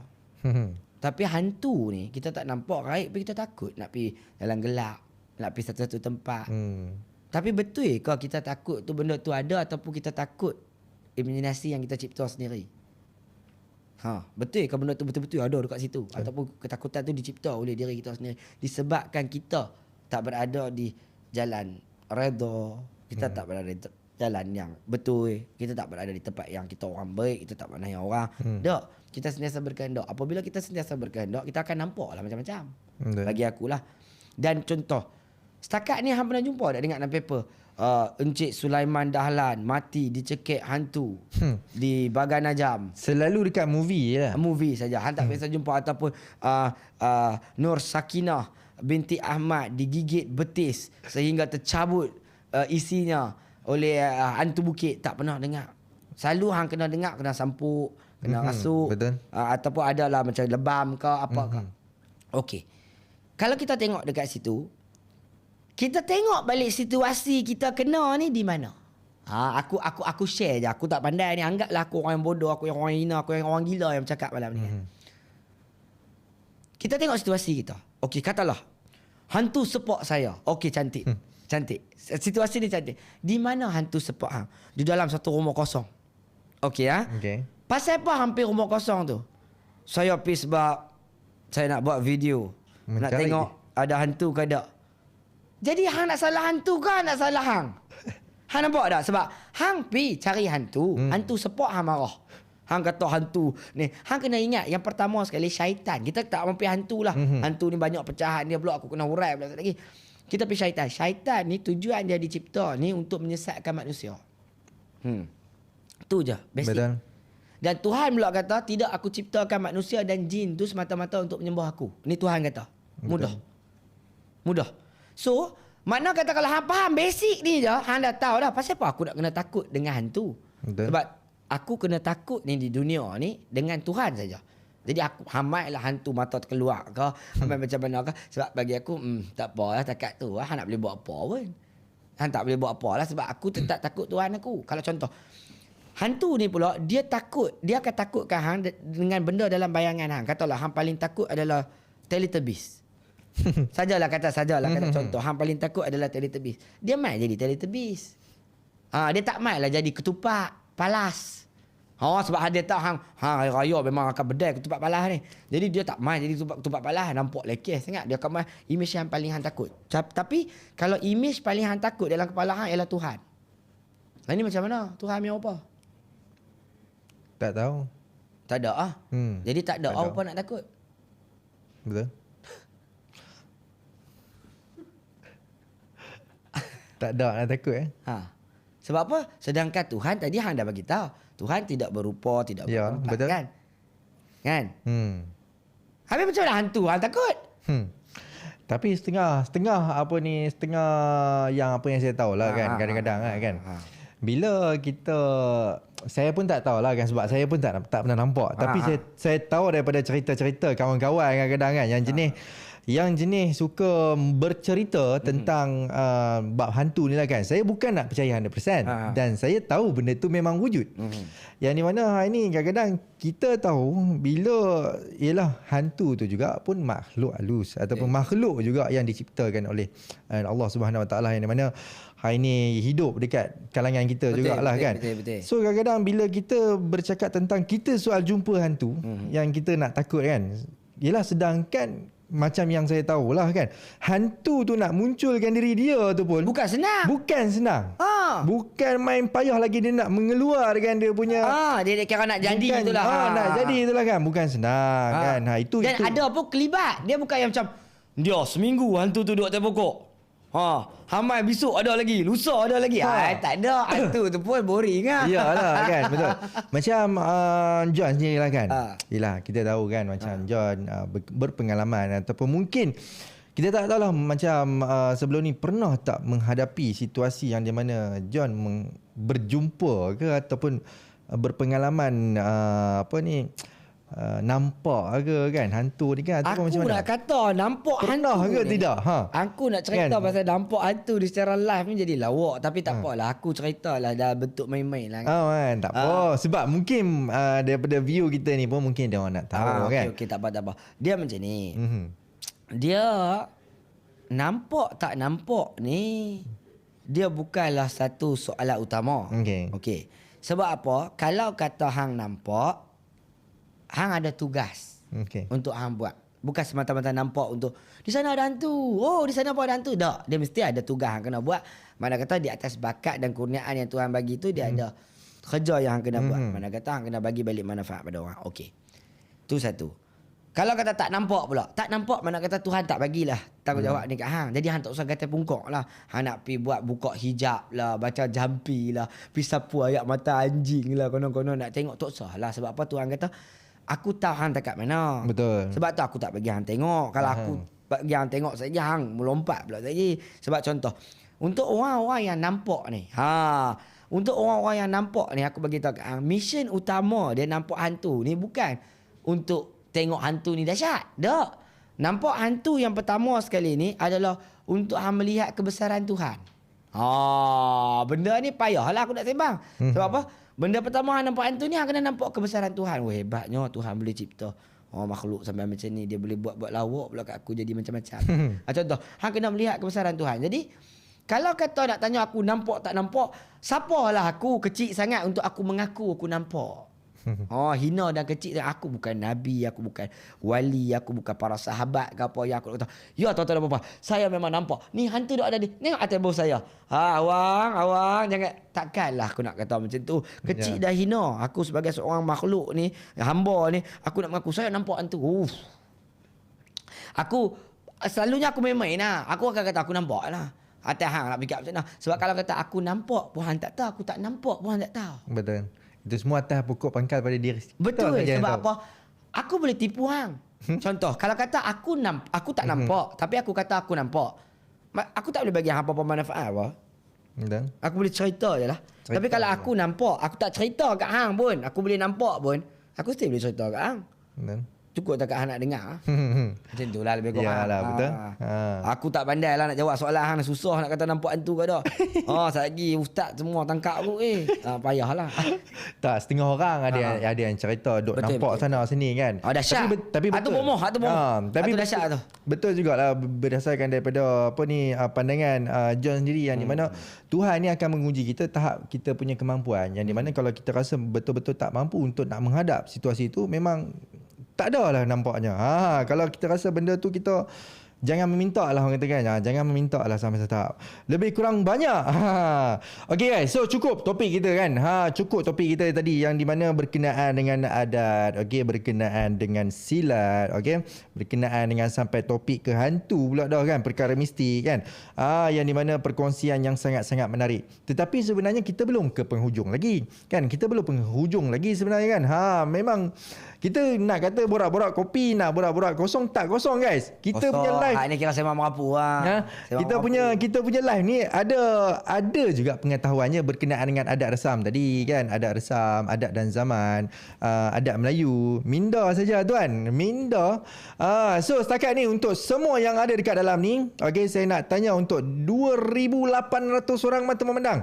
Ada tak apa-apa soalan yang nak ditanyakan berkenaan dengan sepanjang kita punya topik yang kita bincangkan pada malam ni daripada awal tadi? Kalau ada sebarang soalan, dipersilakan komen. Right, sebelum kita teruskan dengan soalan-soalan ataupun perbincangan kita yang seterusnya. Dah nampak baca doa makan nanti. Baca doa makan kalaulah dia pergi. Okay, baca doa makan. Pandai-pandai korang kan. Minta John cerita bab keris. Tadi dah cerita. Dah cerita dah bab keris kan. So tak ada soalan Salam John, bagi tips kenal diri. Dah kenal dah. Betul bisa tengok hantu sebab ada kemampuan yang dikasih Allah sama umatnya yang terpilih saja. Betul. Okay, alright. So sebelum kita teruskan dengan kita punya perbincangan ataupun perkongsian kita yang seterusnya, saya ambil masa lebih kurang dalam 1 minit, yang di mana sekarang ni Oroku Age telah mengadakan cabutan bertuah mega. Yang ni saya nak tunjukkan tadi. Mana tadi? Sebelum kita teruskan, okey, tak lama lagi. Ni laki tapi kita tak boleh tunjuk, risau pula kan. Ni cabutan bertuah mega yang di mana akan berlangsung tak lama lagi. Okey. Ini third prize kita iaitu percutian ke Port Dickson. Okey, dan kita ada juga percutian pergi bukan percutian tetapi memenangi package pergi ke umrah yang di mana cabutan bertuah mega yang dilangsungkan oleh Oroku Age. Alright, yang tak lama lagi akan kita announce pemenang-pemenang. Okey, 31 Oktober adalah tarikh penutupan untuk mega cabutan bertuah yang dilangsung oleh Oroku Age. So insyaAllah nanti saya akan announce, dan juga kami daripada pihak team brokerage daripada Oroku Age akan announce pemenang-pemenang hadiah cabutan bertuah yang dilangsungkan sepanjang beberapa bulan ataupun beberapa hari di beberapa minggu ni guys. Alright, so guys, untuk semua yang ada kat dalam ni, sebelum kita teruskan, untuk korang yang nak tahu berkenaan dengan cabutan bertuah mega, you guys boleh tekan link dekat profile TikTok Oroku Age. Okay, so untuk sesiapa yang belum tekan follow, boleh tekan follow terlebih dahulu. Dan untuk sesiapa yang ada dekat dalam ni, saya nak ucapkan selamat datang yang baru masuk. Okay, untuk yang dah stay dekat dalam ni, pastikan you guys mesti dekat dalam live ni sehingga ke penghujung. Ada komen ke tadi? Saya macam nampak komen. Ada resam zaman sekarang masih wujud ke kepada generasi sekarang? Sekadar bertanya. Tadi kita dah tanya dah. Kita dah berkongsi berkenaan dengan adat resam, adat zaman di waktu sekarang kan. Yang dikongsikan daripada John sendiri. Okay. So kalau korang semua nak tengok semula, boleh. Nanti kita akan post dekat konten-konten yang akan dikeluarkan oleh Oroku Age, dan insyaAllah akan ada juga full podcast yang dikeluarkan dekat YT. Okay, so pastikan follow rapat, tekan follow yang mana belum follow. Right. So untuk macam John sendiri kan, kita pun tahu John adalah salah seorang yang educated, belajar berpendidikan kan macam. Adalah bohong lah. Hai, mana bohong? Oh. Sampai ke PhD. Allah. Alright.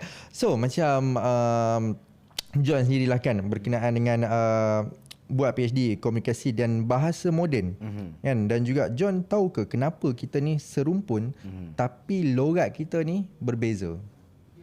Sebab kita main daripada tempat-tempat lain-lain. Tu je. Contoh Johor. Okey, Johor. Hang daripada Johor kan? Saya daripada Perak. Perak lah. Okey, tak apa. Kita ambil Johor dulu. Kita ambil Johor. Kebanyakan orang yang berada di Johor adalah orang Jawa. Orang Jawa. Ketika pengijrahan orang ke tanah Melayu ni, orang-orang Jawa. Jadi bila orang-orang Jawa duduk di Johor, berasimilasi dengan penduduk setempat, maka terhasilnya dialek bahasa lah. Sama lah juga macam Kelantan, dia ada pengaruh daripada macangan di Patani, cakap lebih kurang. Lepas tu Kedah, bahasa utara, di Penang cakap bahasa yang sama. So bagi aku, dialek ni wujud adalah disebabkan oleh pengijrahan tu lah. Pengijrahan orang-orang Melayu daripada macam contoh. Di sebelah, macam aku ambil kampung aku. Kampung bapak aku lah. Macam kampung bapak aku. Di Rawang, Selangor ni. Dekat Rawang, Selangor. Ni belah bapak aku lah. Di Rawang, Selangor. Mereka satu kampung ni. Mereka masih lagi sampai ke hari ni. Mereka bercakap dalam bahasa. Mereka ada dialek bahasa Bengkulu. Bengkulu Bengkulu. Bahasa Bengkulu. So, Bengkulu ni dia main daripada Sumatera. Dia main daripada Sumatera. Bila dia main daripada Sumatera, jadi ada dialek dan bahasa dia sendiri. Lebih kecil lah daripada dialek bahasa negeri semua tu. Dia kira setempatnya. Kampung tu je cakap. Jadi macam mana orang kampung ni masih mengekalkan bahasa mereka, macam itulah juga dialek. Sebabkan apa? Aku belajar bahasa moden ni pula, dia lebih, aku punya komunikasi bahasa moden ni pula, dia bukan aku study pasal dialek ataupun aku study pasal macam mana dialek tu tercipta atau terwujud tu semua, sebab dia merupakan satu jangka masa yang agak lama sebelum betul-betul dialek tu tercipta.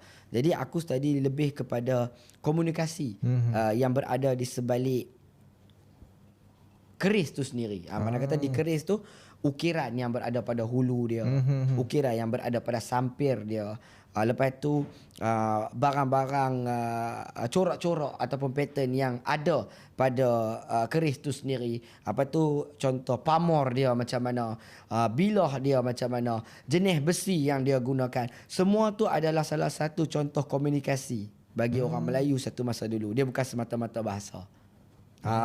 So sebab komunikasi ni pula dia ada verbal dan non-verbal. Macam hang tanya tadi, ialah verbal, dialek, bahasa, semua ni ialah verbal, percakapan. Okey, non-verbal ni pula tanpa berbicara tapi hantar. Contoh, orang ni pakai, hang tengok aku bagi hang teka lah. Orang ni pakai topi, dia pakai baju reflektor warna kuning fluorescent, baju uniform dia warna biru tua. Lepas tu dia pakai kasut kilat. Siapa dia? Dia naik kereta peronda. Siapa tadi? Dia pakai baju reflektor. Okey, reflektor. Lepas tu baju dia warna biru tua, dia pakai topi, di dada dia ada Allah Muhammad. Lepas tu dia pakai kasut kulit hitam kilat. Lepas tu dia naik kereta peronda. Ada lampu-lampu. Polis lah. Hang boleh tahu kan? Dia ada tak dia berkata, "Hai, saya polis." Tak, komunikasi dia melalui apa yang dia pakai, apa barang-barang dia, apa benda-benda dia. Hang tahu sendiri itu adalah polis. Kalau hang penyamun, hang nampak-nampak hang lari. Lampu biru. Itu komunikasi. Lampu tu dah berkomunikasi dah. Dah Dia tahu polis, siapa ada. dan dia dok main. Tu, benda tu. Tu contoh komunikasi non-verbal lah bagi aku. So, aku study benda tu dekat kerih. So macam, pasal apa ukiran dia macam ni? Ukiran dia ni menunjukkan dia ni siapa. Lepas tu contoh, kalau dia ni sampir dia ni, contoh kalau batang serunan dia ni ada belah tengah, apa maksud dia? Adakah sebab batang serunan ni rosak? Rupanya ada makna. Ada makna. Contoh, sampir dia pula. Pasal apa sampir dia berlekuk kat ujung ni? Adakah sebab dia buat-buat tu dia tersalah buat ke? Ada maksud. Ada sebab. Jadi benda tu aku study.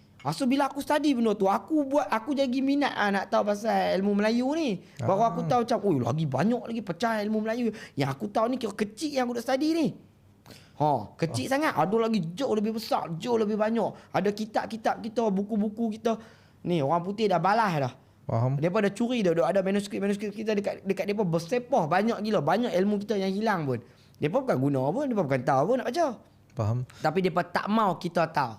Depa tak mau kita pandai. Depa tak mau kita nak kita reti sebab depa nak kita tengok kita sendiri ni sebagai bangsa yang lemah, yang tak tahu apa, yang kuno, yang bangang, yang memang tak reti apa dak. Kita ada banyak teknologi. Sebab contoh, aku share dengan satu benda lah. Sajalah sembang ni. Pasal sebab hang tanya pasal kajian kan. Antara salah satu kajian yang dibuat oleh Ustaz Amin. Ustaz Muhammad. Ustaz Muhammad Alamin ni. Ustaz Muhammad ni.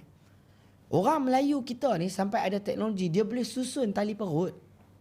Susun tali perut So mana katakan perut terbelah, kena tikam, dia ada teknologi untuk susun tali perut balik duduk di dalam tempat yang betul. Duduk di makhraj dia. Kira yang ni kena tahun ni masuk balik tahun ni. Dia ada teknologi tu. So sampai macam tu sampai macam tu ada catatan. Bukan hak ni benda bukan benda bohong. Hak ni benda study, hak ni bukan cerita kedai kopi. Yang cerita kedai kopi akan ada di komen. Yang ni cerita universiti. Yang memang ada kajian yang kita ada sampai teknologi level tu. Nak bagi tahu zaman tu tak ada doktor pakar bedah apa lagi. Tapi nak bagi tahu orang Melayu dah fikir dah cara. Macam ni nak selesaikan masalah dia. Macam ni, macam ni. Yang ni macam ni. So benda-benda ni adalah ilmu-ilmu yang kita ada dan juga hilang. So aku study komunikasi dan bahasa moden ni dia lebih ke arah tu. Apa bahasa-bahasa ataupun komunikasi orang-orang dulu yang dah hilang, yang kita dah lupa, yang kita dah tak faham, yang kita dah tak tahu. Jadi benda tu lah yang aku study di universiti tu. Tapi itulah sampai sudah tak settle-settle lagi lah. Tu je lah. So macam yelah macam John sendiri bagi tahu yang di mana berkenaan dengan keris kan. Yelah saya pun nak kata baru tahu jugalah berkenaan dengan keris tu yang di mana ada dia punya dia punya makna yang tersirat lah kan. Betul. So dia punya kepala dia punya jalur dia kan. Tapi macam John sendiri boleh kongsi sikit lah kan makna dia punya kenapa kita nampak dia punya keris tu, dia punya jalur-jalur tu lengkut. Okay. Kan? Itu je lah cukup lah kan. Yang pertama sekali, hang jangan ulang soalan ni ke orang lain. Hang jangan sesekali kata jalok-jalok. Sebab apa benda tu dia tak panggil jalok-jalok. Yang hang tengok tu. Itu sebagai apa yang kita nampak lah. Tak apa. Kita sama-sama belajar lah. Kita sama-sama belajar lah. Kalau tidak hang tak tanya, hang pun tak tahu. Hang pun sama orang yang duk tanya ni lagi sama-sama bangang. Nama dia Luke. Okey, keris ni ada dua. Aku cerita basic je. So benda ni aku tak cerita dekat depa pun. Anggaplah aku cerita kat hang. Pengetahuan untuk hang, ilmu untuk hang, untuk hang tahu. Keris ni ada dua. Yang pertama sekali keris lurus lah, yang hang tengok straight. Lepas tu dia ada keris yang kona-kona yang hang kata tadi tu dia panggil keris berluk. LUK. Berluk. Kenapa dia berluk? Berluk ni ada falsafah dia, keris lurus ni ada falsafah dia. Dia satu falsafah dia bergantung pada tempat. Satu lagi bergantung pada zaman. Zaman tu kira pada ketika itu kerajaan ni dia memang buat keris ni macam ni design dia di tempat orang di sekian-sekian tempat ni. Maka dia kena tengoklah filosofi dan juga falsafah pengkerisan di tempat itu. Tak boleh hang aplikasi keris Jawa tapi hang aplikasi dekat keris Melayu. Tak boleh. Dia different sebab dia lain dia punya maksud dan juga perlambangan. Contoh, keris Melayu disisipkan di bahagian depan, keris Jawa disisipkan di bahagian belakang. Dia ada different falsafah dia. Falsafah dia tak sama. Macam hang tanya tadi luk. Okey, hang tanya luk. Setiap luk ni pula ada penceritaan dia. Okey. Contoh, luk genak. Ni aku kalau contoh orang nak bagi tahu luk 3 tu pendekar, luk 5 tu adalah pembesar, luk 7 tu adalah orang yang berwibawa. Aku tak share benda tu sangat sebab orang lain dah share dah. Yang tu hang boleh Google, hang boleh cari lah. Tapi contoh, keris luk genak. Yang ni orang tak kata luk genak. Mana kata luk 2, luk 4, luk 6. Selalu luk ni ganjil. Orang tak buat luk 4, luk 2. Apabila ada keris ni sajalah ni cerita tambah kan. Orang kata tambah sedikit sebanyak daripada apa yang kita tahu. Luk 2 ni pula satu masa dulu adalah keris penamat. Keris penamat. Mana kata empu tadi tu yang buat keris ni, dia dah tak boleh buat keris dah. Itu keris terakhir dia akan buat. Keris terakhir dia akan buat. Dia akan akhiri keris yang dia buat tu dengan look genap. Tu antara salah satu falsafah dia. Look dia genap. Tiba-tiba dia buat kan. Kadang dia pun tak tahu. Dia buat tu nak buat look 3. Buat jadi look 4. Dia buat lagi jadi look 4. Dia tahu dah lah. Kira lepas ini adalah keris dia yang terakhir. Dia tak boleh buat dah keris lepas ni. Jadi ada falsafah dia, ada cerita dia di look ni, ada cerita dia. Jadi dia ada cerita yang huraian yang lebih detail pun, yang aku tak boleh nak bagi contoh. Macam hang tanya soalan kat aku pasal silat, pasal pasal hantu, pasal keris. Aku tak boleh nak jawab dengan lebih detail sebab dia memerlukan masa yang agak lama. Kalau aku betul-betul nak terangkan dekat nak buat huraian ya. Huraian sebab aku orang yang study dan mengaji benda ni secara detail. Kalau aku nak cerita di TikTok ni benda yang sebegitu detail, buat apa kan? Sebab hampa nak guna di mana pun cukuplah sekadar surface perkongsian akak mana yang aku boleh cerita kedai kopi, orang kata cerita syok-syok. Sebab aku pun tak berapa selesa sebenarnya, sebab bila kita kata sembang ilmu, bagi aku dia lebih sesuai dengan aku ialah sembang merapu. Sebab apa? Even dalam merapu pun boleh ada ilmu, tapi dalam ilmu kalau banyak merapu tak guna. Betul. Itu ya. Sebab aku lagi selesa sembang merapu lah. Sebab aku anggap lah macam hang dengar orang gila yang tengah sembang dengan hang ni, yang tak tahu kepala ekor, kira main bohong hang lah. Main bohong semua orang yang duk tengok ni. Berapa ratus orang kira yang tidur malam. 3,000 orang mata memandang. Ya, tak apa, bagi mereka tengok lah. So makna kata benda ni je bagi aku, sebab aku just nak share. Tak ada guna pun. Betul. Tak ada guna pun ilmu yang ada kat diri kita. Betul. Kalau kita tak bagi manfaat kat orang lain. Itu je. Kadang-kadang kalau kita sembang kopi pun sometimes tu dapat yalah sedikit sebanyak juga. Betul. Kan? Semeh satu benda pun kira rahmat banyak dah. Betul. Hang tak payahlah. Hang bukan duk tengok National Geographic. Hang tengok. Kalau nak lebih detail pergi belajar lah. Pergi berguru. Berguru. Okay. Ni pesan aku. Cantik. Ada sebab hang cakap. Alhamdulillah. Ni pesanan saya pada anda-anda di luar sana. Ni pesanan yang sangat-sangat penting. Sembang merapu juga. Tapi benda ni penting. Kalau anda nak tahu lebih lanjut pasal silat ke, pasal keris ke, pasal ilmu magic ke, sakti ke, ilmu Melayu ke, dia kena berguru. Adat Melayu itu perlu berguru. Betul. Adat Melayu tu dia perlu berjalan bersama guru. Saya ada guru-guru saya, tuan-tuan. Sampai hari ni saya ada guru-guru saya. Saya ada ramai guru dalam hidup saya. Macam guru ni guru silat saya. Ni guru senjata tepi saya. Ni guru senjata pisau duit saya. Ni guru senjata keris saya. Ni guru senjata kerambit saya. Jadi saya banyak guru. Jadi orang Melayu ni dia hebat sebab guru dia. Sajalah kata dia main kerambit. Main kerambit. Tiba-tiba orang tanya, di mana hang belajar main kerambit ni? Siapa guru hang? Katalah dia kata, Haji Dahlan, tok guru saya. Yang ajak cakaran harimau sakti. Sajalah kata aku bohong. Ini tak ada pun. Dia dengar pula. Okey. Mana kata hang betul-betul ada guru yang betul-betul tahu langkah. Tiba-tiba hang nak buat merapu, buat helikopter apa semua kan. Kerambit tanya, hang belajar di mana? Saya belajar di YouTube abang. Saya belajar di YouTube. Di YouTube ni yang akan makan tangan. Saat lagi pemain bola sepak tiba-tiba kalah bawa keluar kerambit. Ni semua yang belajar di YouTube. YT kan? Yang ni sorry YT.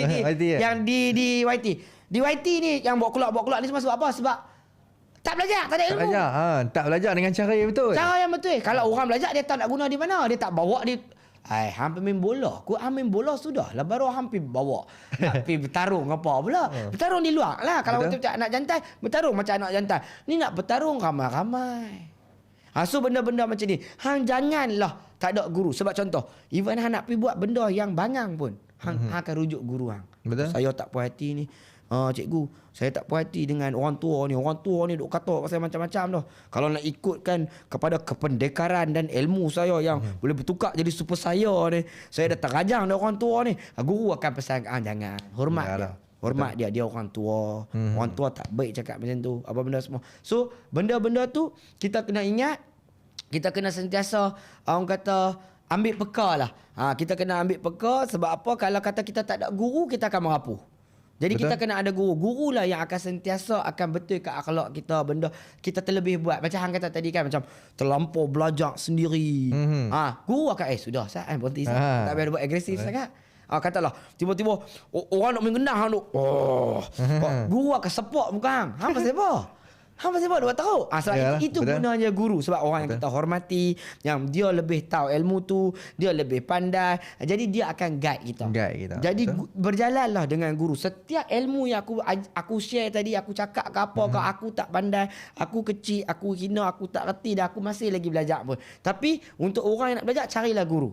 Betul. Ini sajalah pesan. Guru yang betul lah. Guru yang betul. Jangan cari guru di sosial media. Social media. Social media jangan. Yang di poster tak. Jangan. Aku sampai tengok baru ni yang belajar ilmu makrifat setengah hari bayar RM50 kat makrifat dah. Alamak. Orang dulu punya susah ni. Masuk dalam hutan, kena maki, kena pukul, puasa, berzikir. Ni lah ni setengah hari saja. Bayar saja dah. Modal RM50. Dia boleh bersanat-sanat semua dah. Dahsyat-dahsyat dah. So, dalam hati semudah ni lah ni. Pun orang tak belajar. Betul. Pun orang tak belajar. Had tu pelik tu. Yelah macam John beritahu tadi kan. Macam dulu dia berbeza adat zaman dan sekarang kan. Yang di mana dulu kan anak murid mencari guru kan. Sekarang ni guru mencari anak murid. Alright. So guys, okay, macam John kan. Okay, sebenarnya kita ni dah dekat penghujung kan. Yang di mana kita ni pun sebenarnya banyak perkongsian dan juga sembang-sembang kita pada malam ini, yang di mana mungkin ada sedikit sebanyak yang you guys punya yang you guys boleh ambil daripada segi perkongsian kita pada malam ini. Terbaik Abang John. Abang John. Alright. So macam sebelum kita pergi ke pengakhiran lah kan John, saya nak tanya sikit ini berkenaan dengan pendapat dan juga nasihat daripada John sendiri, yang di mana macam dalam bidang berdagang yang macam saya ni lah kan. Macam saya ni dalam bidang berdagang, kami sangat tekankan ilmu, yang di mana ialah ilmu dalam industri ni ataupun mana-mana sekali lah kan. Dan macam John sendiri, apa nasihat untuk viewer yang ada kat dalam ni, untuk mereka semua yang nak kejar impian mereka? Okay, good. Terima kasih untuk soalan yang begitu bernas. Wah, tiba-tiba jadi untuk yang nak menuntut ilmu kan dan sebagainya. Sebab bagi aku macam ni lah, dalam apa saja pekerjaan yang hang lakukan, dalam apa saja pekerjaan yang hang lakukan, mestilah yang pertama kasih, yang kedua budi. Yang pertama kasih, yang kedua budi. Mana kata yang pertama hang kena letak kasih dulu. Mana kata hang kena letak sayang terhadap benda yang hang buat. Lepas tu barulah hang boleh mengaplikasikan budi dengan kasih sayang hang yang dah letakkan. Dalam ilmu pula tak guna kalau hang berilmu tapi hang tidak beradab. Betul. Jadi hang kena letakkan dulu. Sebab tu yang pertama kasih, yang kedua budi, orang Melayu kata. Yang pertama ni dia main adab main dulu sebelum daripada ilmu. Sebab apa? Aku banyak-banyak kali akan ulang benda yang sama je. Sebab aku nak semua orang Melayu kat luar sana, sudah-sudahlah kita nak tengok perspektif dan juga ideologi daripada barat, daripada tempat lain. Kita orang Melayu, kita ada adab kita ada budaya kita ada jati diri kita. Oleh yang demikian, dalam apa saja pekerjaan yang kita lakukan, betul kita nak capai impian kita, akan tetapi benda pertama benda pertama yang kita kena ingat, kita kena tahu diri kita siapa dulu. Kita kena kenal diri kita. Macam mana kita nak kenal diri ni? Kenal diri ni kita kena ukur baju di badan sendiri. Mana kata kalau kita tak mampu, sajalah kata sorry lah kita dulu matematik tak pandai. Matematik kira tak pandai. Lepas tu negara ni tak tahu pun mata wang ke apa, semua tak tahu sangat pun. Tapi duk rasa boleh jadi jutawan dengan buat barang-barang yang matematik ni. Barang-barang forex ni ke apa ke, benda-benda macam ni. Kita rasa jangan. Sebab apa? Kita pelajari dulu. Betul. Kita faham dulu. Orang ni buat macam mana. Betul orang tu kaya dan berjaya. Tak semestinya kita akan berjaya. Sebab kalau tidak kita akan upset. Betul. Sebab kita akan upset macam, pasal apa aku dah buat dah, tak kaya apa macam dia.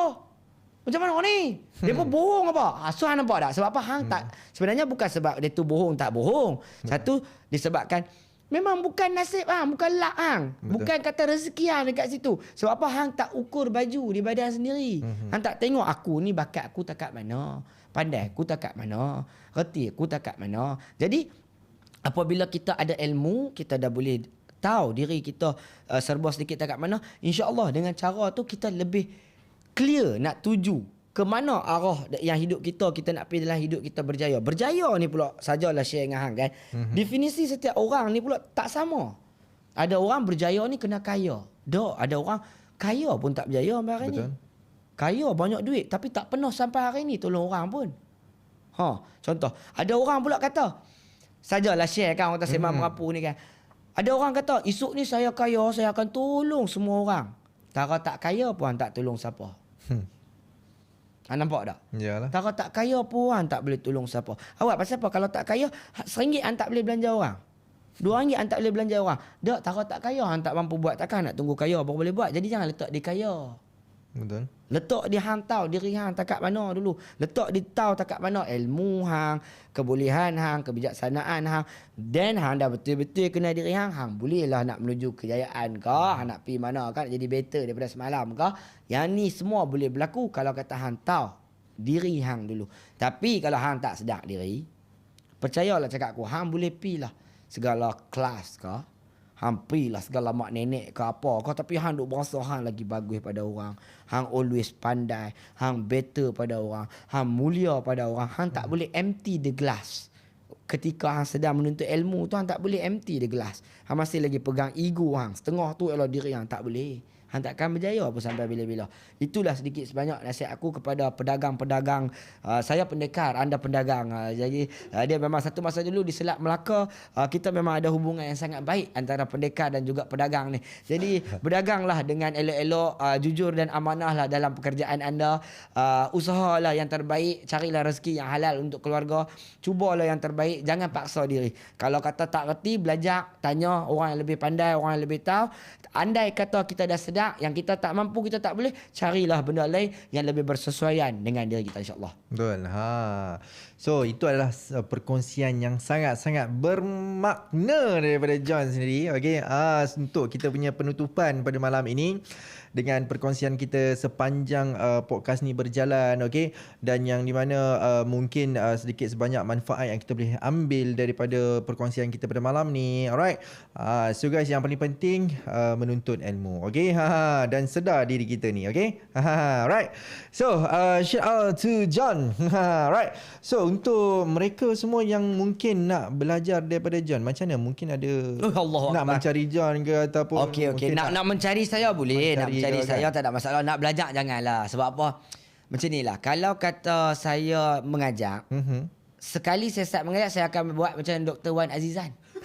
Ya, saya akan cas ribu-ribu punya satu kelas. Sebab ilmu saya ni bukan senang-senang. Saya lawan dengan rimau, bertumbuk dengan gergasi. Jadi kalau nak berjumpa, saya nak berkawan sebagai seorang hamba yang hina, yang orang kata nak bertukar pendapat ke, nak bagi job ke kat saya yang miskin ni, dia nak bagi baju ke apa ke, boleh cari saya di Instagram saya. Saya aktif di di IG lah. Di IG.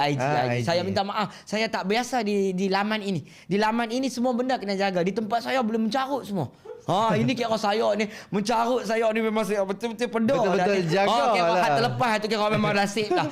Kira betul-betul jagalah. Jadi boleh cari saya di IG saya, John Bessie Nakal. Boleh cari John Bessie Nakal. Boleh DM saya ataupun kalau kata mudah sekali di IG lah.